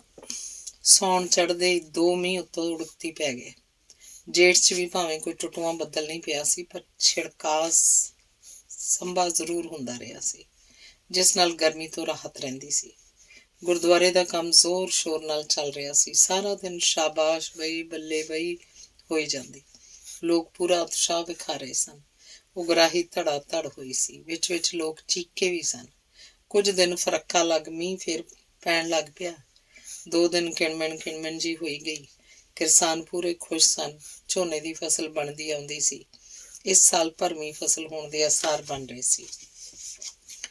ਮਲਾਗਰ ਨਹੀਂ ਆਇਆ ਕੱਲ, ਅੱਜ ਵੀ ਨਹੀਂ ਬੋੜਿਆ। ਇਹੋ ਜਿਹੀਆਂ ਕਣੀਆਂ 'ਚ ਤਾਂ ਉਹ ਰਹਿਣ ਵਾਲਾ ਨਹੀਂ ਸੀ। ਗੁਰਾਂ ਸਿਆਂ ਜਾ ਤੂੰ ਪਤਾ ਲਿਆ, ਹੌਲੀ ਹੌਲੀ ਬਿਮਾਰ ਸ਼ਮਾਰ ਨਾ ਹੋ ਗਿਆ ਹੋਵੇ, ਕੀ ਪਤਾ ਲੱਗਦਾ ਬੰਦੇ ਦਾ। ਗੁਲਾਬ ਦਾਸ ਨੇ ਆਖਿਆ ਤਾਂ ਗੁਰਾ ਉਦੋਂ ਹੀ ਉੱਠ ਕੇ ਖੜਾ ਹੋ ਗਿਆ। ਜਾਨਾ ਮੈਂ, ਹੌਲੀ ਹੌਲੀ ਸੂਏ ਵਾਲੀ ਸੋਟੀ ਦਿਓ, ਡਿੱਗ ਵੀ ਨਾ ਪਵਾਂ, ਉੱਧਰ ਹੈ ਵੀ ਤਿਲਕਣ। ਆਖ ਗੁਰਾ ਤੁਰ ਗਿਆ। ਉਹ ਮਲਾਗਰ ਦੇ ਘਰੇ ਆਇਆ ਤਾਂ ਗਲੀ ਵਾਲਾ ਬਾਹਰ ਖੁੱਲ੍ਹਾ ਹੀ ਸੀ। ਉਹ ਵਿਹੜੇ 'ਚ ਆਇਆ ਤਾਂ ਬਦਬੂ ਜਿਹੀ ਆਈ ਤੇ ਸਬਾਦ 'ਚੋਂ ਮੱਖੀਆਂ ਭੀਂ ਭੀਂ ਕਰਦੀਆਂ ਨਿਕਲੀਆਂ। ਉਹ ਨੱਕ ਤੇ ਹੱਥ ਧਰ ਅੰਦਰ ਹੋਇਆ ਤਾਂ ਅੰਦਰਲਾ ਦ੍ਰਿਸ਼ ਵੇਖ ਦਿਲ ਕੀ ਉਹ ਸਾਰਾ ਹੀ ਕੰਬਣ ਲੱਗ ਪਿਆ ਫਿੜਕੇ ਨਾਲ। ਮਲਾਗਰ ਦਾ ਸਿਰ ਧੜ ਨਾਲੋਂ ਅੱਡ ਪਿਆ ਸੀ ਤੇ ਲਹੂ ਦਾ ਛੱਪੜ ਜੰਮ ਕਾਲਾ ਹੋਇਆ ਪਿਆ ਸੀ। ਮਲਾਗਰ ਦੀ ਲਾਸ਼ ਤੇ ਮੱਖੀਆਂ ਐਂ ਭਿਣਕ ਰਹੀਆਂ ਸੀ ਜਿਵੇਂ ਵੈਣ ਪਾ ਰਹੀਆਂ ਹੋਣ। ਗੁਰੇ ਦਾ ਚਿੱਤ ਉਲਟੀ ਆਉਣ ਵਾਲਿਆਂ ਵਾਂਗ ਹੋ ਗਿਆ। ਉਹ ਅੰਦਰੋਂ ਰੌਲਾ ਪਾਉਂਦਾ ਬਾਹਰ ਨਿਕਲਿਆ। ਕੋਈ ਕਣੀ ਅਜੇ ਵੀ ਡਿੱਗ ਰਹੀ ਸੀ। ਗੁਰਾ ਰੌਲਾ ਪਾਉਂਦਾ ਡੇਰੇ ਵੱਲ ਹੀ ਆਇਆ। ਪਿੰਡ 'ਚ ਖਬਰ ਜੰਗਲ ਨੂੰ ਲੱਗੀ ਅੱਗ ਵਾਂਗ ਗੇੜਾ ਦੇ ਗਈ। ਗੁਲਾਬ ਦਾਸ ਤੇ ਗੁਰਾ ਆਪਸ ਵਿੱਚ ਘੁਸਰ ਮੁਸਰ ਕਰਨ ਲੱਗ ਪਏ। ਉਹਨਾਂ ਨੂੰ ਜਿਹੜਾ ਮਲਾਗਰ ਦਾ ਵਹਿਮ ਲੱਗਿਆ ਕਰਦਾ ਸੀ, ਉਹ ਸੱਚ ਹੋ ਨਿਬੜਿਆ ਸੀ। ਕੁਝ ਚਿਰ ਬਾਅਦ ਹੀ ਮਲਾਗਰ ਦੇ ਘਰੇ ਤਿਲ ਸੁੱਟਣ ਨੂੰ ਥਾਂ ਨਹੀਂ ਸੀ। ਧੀਰਾ ਆਪਣੇ ਘਰੋਂ ਉੱਚੀ ਉੱਚੀ ਧਾਹਾਂ ਮਾਰਦਾ ਆਇਆ ਸੀ।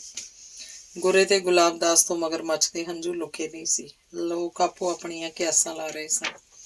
ਪੁਲਿਸ ਆਈ, ਲਾਸ਼ ਚੁਕਵਾ ਕੇ ਲੈ ਗਈ। ਧੀਰਾ ਥਾਣੇਦਾਰ ਦੇ ਅੱਗੇ ਅੱਗੇ ਫਿਰਦਾ ਸੀ। ਕਿਸੇ ਨਾਲ ਸ਼ਰੀਕਾ ਮਰਨ ਵਾਲੇ ਦਾ? ਥਾਣੇਦਾਰ ਨੇ ਆਪਣੀ ਢਿੱਡ ਤੋਂ ਢਿਲਕਰੀ ਬੈਲਟ ਉੱਪਰ ਚੁੱਕਦਿਆਂ ਪੁੱਛਿਆ। ਨਹੀਂ ਜਨਾਬ, ਸਾਡਾ ਕਿਸੇ ਨਾਲ ਸ਼ਰੀਕਾ ਨਹੀਂ ਸੀ। ਇਹ ਤਾਂ ਚੋਰੀ ਕਰਨ ਆਇਆ ਕੋਈ ਚੋਰ ਕਤਲ ਕਰ ਗਿਆ। ਧੀਰਾ ਬਿੰਦੇ ਝੱਟੇ ਨੱਕ ਸੁਣ ਰਿਹਾ ਸੀ। ਗੁਰੇ ਤੇ ਗੁਲਾਬ ਦਾ ਜੀਅ ਤਾਂ ਕਰਦਾ ਸੀ ਕਿ ਉਹ ਥਾਣੇਦਾਰ ਅੱਗੇ ਅਸਲੀਅਤ ਬਿਆਨ ਕਰਨ, ਪਰ ਧੀਰੇ ਨਾਲ ਸ਼ਰੀਕਾ ਪੈਣ ਤੋਂ ਡਰ ਵੀ ਲੱਗਦਾ ਸੀ। ਪਰ ਉਹਨਾਂ ਦੀਆਂ ਆਤਮਾ ਬੋਝ ਨਾਲ ਦਬਦੀਆਂ ਵੀ ਜਾਂਦੀਆਂ ਸੀ। ਮਲਾਗਰ ਦੀ ਆਵਾਜ਼ ਕੰਨਾਂ 'ਚ ਗੂੰਜਦੀ ਲੱਗਦੀ। ਚੰਗੀ ਯਾਰੀ ਨਿਭਾਈ ਗੁਰਾ ਸਿਆਂ। ਬਾਬਾ ਜੀ ਤੁਸੀਂ ਤਾਂ ਸੰਤ ਆ, ਤੁਹਾਡਾ ਤਾਂ ਸੱਚ ਦਾ ਪੱਲਾ ਫੜਨ ਦਾ ਫਰਜ਼ ਬਣਦਾ। ਮੈਂ ਆਪਣੀ ਜਾਇਦਾਦ ਵੀ ਡੇਰੇ ਨਾ ਕਰਵਾਤੀ। ਜੇ ਤੁਸੀਂ ਨਾ ਸੱਚ ਦਾ ਸਾਥ ਦਿੱਤਾ, ਘੱਟੇ ਪੈ ਜਾਊ ਮੇਰੀ ਮੌਤ। ਪਰ ਉਹ ਦੋਵੇਂ ਆਪਸ 'ਚ ਝਾਕ ਨੀਵੀਂ ਪਾ ਜਾਂਦੇ। ਪੋਸਟਮਾਰਟਮ ਹੋ, ਲਾਸ਼ ਪਿੰਡ ਆ ਗਈ, ਸੰਸਕਾਰ ਹੋ ਗਿਆ। ਕੋਈ ਸਮਝ ਨਹੀਂ ਆਉਂਦੀ ਸੀ ਲੋਕਾਂ ਨੂੰ ਕਿ ਇਸ ਕੇਸ ਦਾ ਕੀ ਬਣੂ। ਤੀਜੇ ਦਿਨ ਥਾਣੇਦਾਰ ਨੇ ਪਿੰਡ 'ਚ ਦਬਕਾੜਾ ਮਾਰਿਆ। ਉਹ ਵੀ ਖਾਨਾ ਪੂਰਤੀ ਕਰਕੇ ਨੱਪ ਘੁੱਟ ਦੇਣਾ ਚਾਹੁੰਦਾ ਸੀ। ਪਿੰਡ ਵਾਲਿਓ, ਤੁਹਾਨੂੰ ਕਿਸੇ ਨੂੰ ਤਾਂ ਵਿਰਲ ਹੋਊ। ਥਾਣੇਦਾਰ ਨੇ ਮੇਜ਼ ਤੇ ਮੁੱਕਾ ਮਾਰਿਆ। ਉਹਦੇ ਕਿਹੜਾ ਜੀ ਗਲ ਟੱਲ ਵੱਧ ਹੋਊ ਜਿਹੜਾ ਖੜਕਦਾ ਗਿਆ, ਸਿਰ ਵੱਢ ਕੇ ਕੋਈ ਗਾਂਹ ਤੁਰਦਾ ਹੋਇਆ। ਸਿੱਧੀ ਗੱਲ ਆ। ਮਾਘੀ ਸਿੱਧਰਾ ਬੋਲਿਆ ਤਾਂ ਥਾਣੇਦਾਰ ਨੇ ਉੱਠ ਕੇ ਗਲਮਿਓਂ ਫੜ 5-4 ਕੰਨ ਤੇ ਮਾਰਦਿਆਂ ਆਖਿਆ, ਇਹਨੂੰ ਸਿੱਟੋ ਇਸ ਜਿਪਸੀ 'ਚ, ਥਾਣੇ 'ਚ ਜਾ ਕੇ ਕਰਾਂਗੇ ਗੱਲ। ਕਾਹਨੂੰ ਜਨਾਬ, ਇਹ ਤਾਂ ਊਂ ਹੀ ਸਿੱਧਰਾ, ਛੱਡ ਦਿਓ ਇਹਨੂੰ। ਪਾਗਲ ਆ, ਮੂੰਹ 'ਚ ਜੋ ਆਇਆ ਕੱਢ ਦਿੰਦਾ। ਭੱਜ ਜਾ ਓਏ ਸਾਲਾ ਕਮਲਾ ਜਿਹਾ, ਇੱਕ ਮੈਂਬਰ ਪੰਚਾਇਤ ਬੋਲਿਆ ਤਾਂ ਮਾਘੀ ਤੀਰ ਬਣ ਗਿਆ। ਕਈਆਂ ਦਾ ਹਾਸਾ ਨਿਕਲ ਗਿਆ। ਧੀਰਾ ਮੁੱਛਾਂ 'ਚ ਹੱਸਦਾ ਫਿਰਦਾ ਸੀ। ਉਹ ਥਾਣੇਦਾਰ ਦੀ ਕੁਰਸੀ ਦੇ ਬਰਾਬਰ ਬੈਂਚ ਤੇ ਆ ਬੈਠਾ ਸੀ। ਜਨਾਬ, ਅਸੀਂ ਇੱਕ ਗੱਲ ਦੱਸਣੀ ਹੈ। ਗੁਲਾਬ ਦਾਸ ਤੇ ਗੁਰਾ ਉੱਠ ਕੇ ਖੜੇ ਹੋ ਗਏ, ਜੋ ਹੁਣੇ ਡੇਰੇ 'ਚੋਂ ਆ ਕੇ ਬੈਠੇ ਸੀ। ਦੱਸੋ, ਥਾਣੇਦਾਰ ਨੇ ਉਹਨਾਂ ਵੱਲ ਝਾਕਿਆ। ਜਨਾਬ, ਮਰਨ ਵਾਲਾ ਆਪਣੀ ਜ਼ਮੀਨ ਦੀ ਵਸੀਅਤ ਗੁਰਦੁਆਰਾ ਸਾਹਿਬ ਤੇ ਡੇਰੇ ਦੇ ਨਾਂ ਕਰਵਾ ਗਿਆ ਕੁਝ ਚਿਰ ਪਹਿਲਾਂ। ਉਹਨੇ ਸਾਨੂੰ ਆਪਣੇ ਕਤਲ ਦਾ ਖਦਸ਼ਾ ਪਹਿਲਾਂ ਹੀ ਦੱਸਿਆ ਸੀ। ਆਪਣੇ ਇਸ ਭਤੀਜੇ ਧੀਰੇ ਤੇ ਸ਼ੱਕ ਜ਼ਾਹਰ ਕੀਤਾ ਸੀ। ਉਹਨਾਂ ਦੱਸਿਆ ਤਾਂ ਜਿੱਥੇ ਲੋਕ ਹੱਕੇ ਬੱਕੇ ਰਹਿ ਗਏ, ਉੱਥੇ ਧੀਰੇ ਦੇ ਫਿਊਜ਼ ਉੱਡ ਗਏ। ਥਾਣੇਦਾਰ ਧੀਰੇ ਵੱਲ ਝਾਕਿਆ, ਜਿਵੇਂ ਆਖ ਰਿਹਾ ਹੋਵੇ, ਤੂੰ ਫਸ ਗਿਆ ਮੇਰੇ ਨਾਂ ਚਾਹੁੰਦਿਆਂ ਵੀ। ਜ਼ਮੀਨ ਦੀ ਵਸੀਅਤ ਚਾਚੇ ਨੇ, ਪਰ ਮੈਨੂੰ ਤਾਂ ਦੱਸਿਆ ਨਹੀਂ। ਧੀਰੇ ਨੇ ਗੁਰੇ ਤੇ ਗੁਲਾਬ ਦਾਸ ਵੱਲ ਆਨੇ ਕੱਢੇ, ਜਿਵੇਂ ਭਸਮ ਕਰ ਦੇਣੇ ਹੋਣ। ਕਾਕਾ, ਤੈਨੂੰ ਉਹਨੇ ਕੀ ਦੱਸਣਾ ਸੀ, ਜਦੋਂ ਕੋਈ ਤੇਰੇ ਨਾਲ ਬੋਲ ਬਾਣੀ ਨਹੀਂ ਸੀ। ਵਸੀਅਤ ਪੱਕੀ ਕਰਾਈ ਆ, ਨੰਬਰਦਾਰ ਨਾਲ ਸੀ। ਗੁਰੇ ਨੇ ਆਖਿਆ ਤਾਂ ਗੁਰੇ ਦਾ ਮੁੰਡਾ ਗੁਰੇ ਵੱਲ ਔਖਾ ਝਾਕਿਆ, ਜਿਹੜਾ ਐਵੇਂ ਧੀਰੇ ਨਾਲ ਸ਼ਰੀਕਾ ਪਵਾ ਰਿਹਾ ਸੀ। ਧੀਰੇ ਦੀ ਕੋਈ ਪੇਸ਼ ਨਹੀਂ ਗਈ ਸੀ। ਥਾਣੇਦਾਰ ਨੇ ਉਹਦੇ ਸਹੁਰੀ ਆਖ ਹੱਥਖੜੀ ਠਕਵਾਤੀ ਸੀ। ਉਹ ਦੋ ਗਵਾਹਾਂ ਨੂੰ ਅੱਖੋਂ ਪਰੋਖੇ ਨਹੀਂ ਕਰ ਸਕਦਾ ਸੀ। ਗੱਲ ਸਾਰੇ ਪਿੰਡ 'ਚ ਖੁੱਲ ਗਈ ਸੀ। ਜਨਾਬ, ਆਪਣੀ ਗੱਲ ਹੋਈ ਸੀ। ਧੀਰਾ ਥਾਣੇ 'ਚ ਬੰਦ ਥਾਣੇਦਾਰ ਤੇ ਗਿਲਾ ਕਰ ਰਿਹਾ ਸੀ। ਲਾਸ਼ ਤੈਥੋਂ ਖੁਰਦ-ਬੁਰਦ ਨਹੀਂ ਹੋਈ। ਮੈਂ ਤੈਨੂੰ ਆਖਿਆ ਸੀ ਕਿਸੇ ਨਹਿਰ 'ਚ ਮਾਰੀ। ਹੁਣ ਗੱਲ ਮੇਰੇ ਹੱਥੋਂ ਨਿਕਲ ਗਈ ਆ। ਥਾਣੇਦਾਰ ਮਾਂਜੀ ਰਕਮ ਹਜ਼ਮ ਕਰਨੀ ਚਾਹੁੰਦਾ ਸੀ। ਉਹ ਸੱਚਾ ਵੀ ਸੀ। ਧੀਰੇ ਨੇ ਕਤਲ ਕਰਨ ਦੀ ਗੱਲ ਉਸ ਨਾਲ ਸਾਂਝੀ ਕੀਤੀ ਸੀ ਤਾਂ ਉਹਨੇ ਲਾਸ਼ ਖੁਰਦ-ਬੁਰਦ ਕਰ ਦੇਣ ਲਈ ਆਖਿਆ ਸੀ। ਇਹ ਨਹੀਂ ਆਖਿਆ ਸੀ ਕਿ ਵੱਢ ਕੇ ਅੰਦਰ ਪਿਆ ਰਹਿਣ ਦੀ। ਪਰ ਫਿਰ ਵੀ ਉਹ ਆਸ ਦੀ ਕਿਰਨ ਵਿਖਾ ਰਿਹਾ ਸੀ। ਪਹਿਲੀ ਗੱਲ ਤਾਂ ਮੈਂ ਤੇਰੇ ਗਵਾਹ ਮੁਕਰਾ ਦਿਓ। ਹੈ ਤਾਂ ਸਾਧ ਤੇ ਉਹ ਬੁੜਾ ਹੀ ਨਾ, ਨਾਲੇ ਉਹਨਾਂ ਕਿਹੜਾ ਕਤਲ ਹੁੰਦਾ ਵੇਖਿਆ। ਪਹਿਲੀ ਤਰੀਕ ਤੇ ਚੁਟਕੀ ਨਾ ਵੱਜੇ ਮੈਨੂੰ ਆਖੀ। ਤੇ ਉਹਦੀ ਇਹ ਗੱਲ ਸਾਬਤ ਹੋ ਨਿਬੜੀ ਸੀ। ਜਦ 6 ਮਹੀਨੇ ਕੇਸ ਚੱਲ ਬਰੀ ਹੋ ਗਿਆ ਸੀ। ਪਿੰਡ ਵਾਲਿਆਂ ਨੂੰ ਗੁਲਾਬ ਦਾਸ ਤੇ ਗੁਰੇ ਨੇ ਇਹ ਗੱਲ ਆਖੀ ਸੀ ਕਿ ਆਪਾਂ ਵਕੀਲ ਕਰੀਏ। ਉਹਦੀ ਜ਼ਮੀਨ ਪਿੰਡ ਨੇ ਵਰਤਣੀ ਆ। ਪਰ ਕੋਈ ਨਹੀਂ ਆਖੇ ਲੱਗਾ ਸੀ। ਗੁਰਾ ਵੀ ਮੁੰਡਿਆਂ ਨੇ ਰੋਕ ਲਿਆ ਸੀ। ਗੁਲਾਬ ਕੱਲੇ ਦੀ ਕੋਈ ਪੇਸ਼ ਨਹੀਂ ਗਈ। ਉਹਨੇ ਆਪਣੇ ਆਪ ਨੂੰ ਆਖਿਆ ਸੀ, ਗੁਲਾਬ ਦਾਸਾ ਤੂੰ ਵੀ ਟਿਕ ਜਾ, ਕਤਲ ਹੁੰਦਾ ਵੇਖਿਆ ਤੂੰ ਵੀ ਨਹੀਂ। ਜੋ ਮਲਾਗਰ ਨੇ ਆਖੀ ਸੀ ਉਹ ਤੂੰ ਅਦਾਲਤ 'ਚ ਆਖ ਦੇਈਂ। ਜੇ ਵਕੀਲ ਕਰਨ ਬਹਿ ਗਿਆ, ਲੋਕਾਂ ਤੇਰਾ ਸਾਥ ਨਹੀਂ ਦੇਣਾ। ਗੁਲਾਬ ਦਾਸ ਕਿੰਨੇ ਦਿਨ ਆਪਣੇ ਨਾਲ ਗੱਲਾਂ ਜਿਹੀਆਂ ਕਰਦਾ ਰਿਹਾ। ਸਰਕਾਰੀ ਵਕੀਲ ਵੱਲੋਂ ਵੀ ਢਿੱਲ ਰੱਖੀ ਗਈ ਸੀ। ਉਹਨੂੰ ਵੀ ਨਕਦਊ ਮਿਲ ਗਿਆ ਸੀ। ਧੀਰਾ ਪਿੰਡ ਬਰੀ ਹੋ ਕੇ ਆਇਆ ਤਾਂ ਉਹਨੇ ਡੇਰੇ ਤੇ ਗੁਰਦੁਆਰੇ ਕੋਲ ਆ ਕੇ ਚਾਂਗਰ ਮਾਰੀ ਸੀ। ਸੱਥ ਵਾਲੇ ਬੋੜ ਹੇਠ ਬੈਠਾ ਕੁੱਤਾ ਟੌਂ ਟੌਂ ਕਰਦਾ ਭੱਜ ਗਿਆ ਸੀ। ਅੰਗ 26ਵਾਂ। ਧੀਰੇ ਦੀ ਹਾਰ ਇੱਕ ਥਾਂ ਨਹੀਂ ਦੋ ਥਾਂ ਹੋਈ ਸੀ। ਭੱਟੀਆਂ ਵਾਲੀ ਜ਼ਮੀਨ ਹੱਥੋਂ ਨਿਕਲ ਗਈ ਸੀ ਤੇ ਮਲਾਗਰ ਵਾਲੀ ਜ਼ਮੀਨ ਵੀ ਹੱਥੋਂ ਘਿਰ ਗਈ ਸੀ। 6 ਮਹੀਨੇ ਜੇਲ੍ਹ ਦੀ ਹਵਾ ਝੂੰਗੇ 'ਚ ਖਾਣੀ ਪਈ ਸੀ।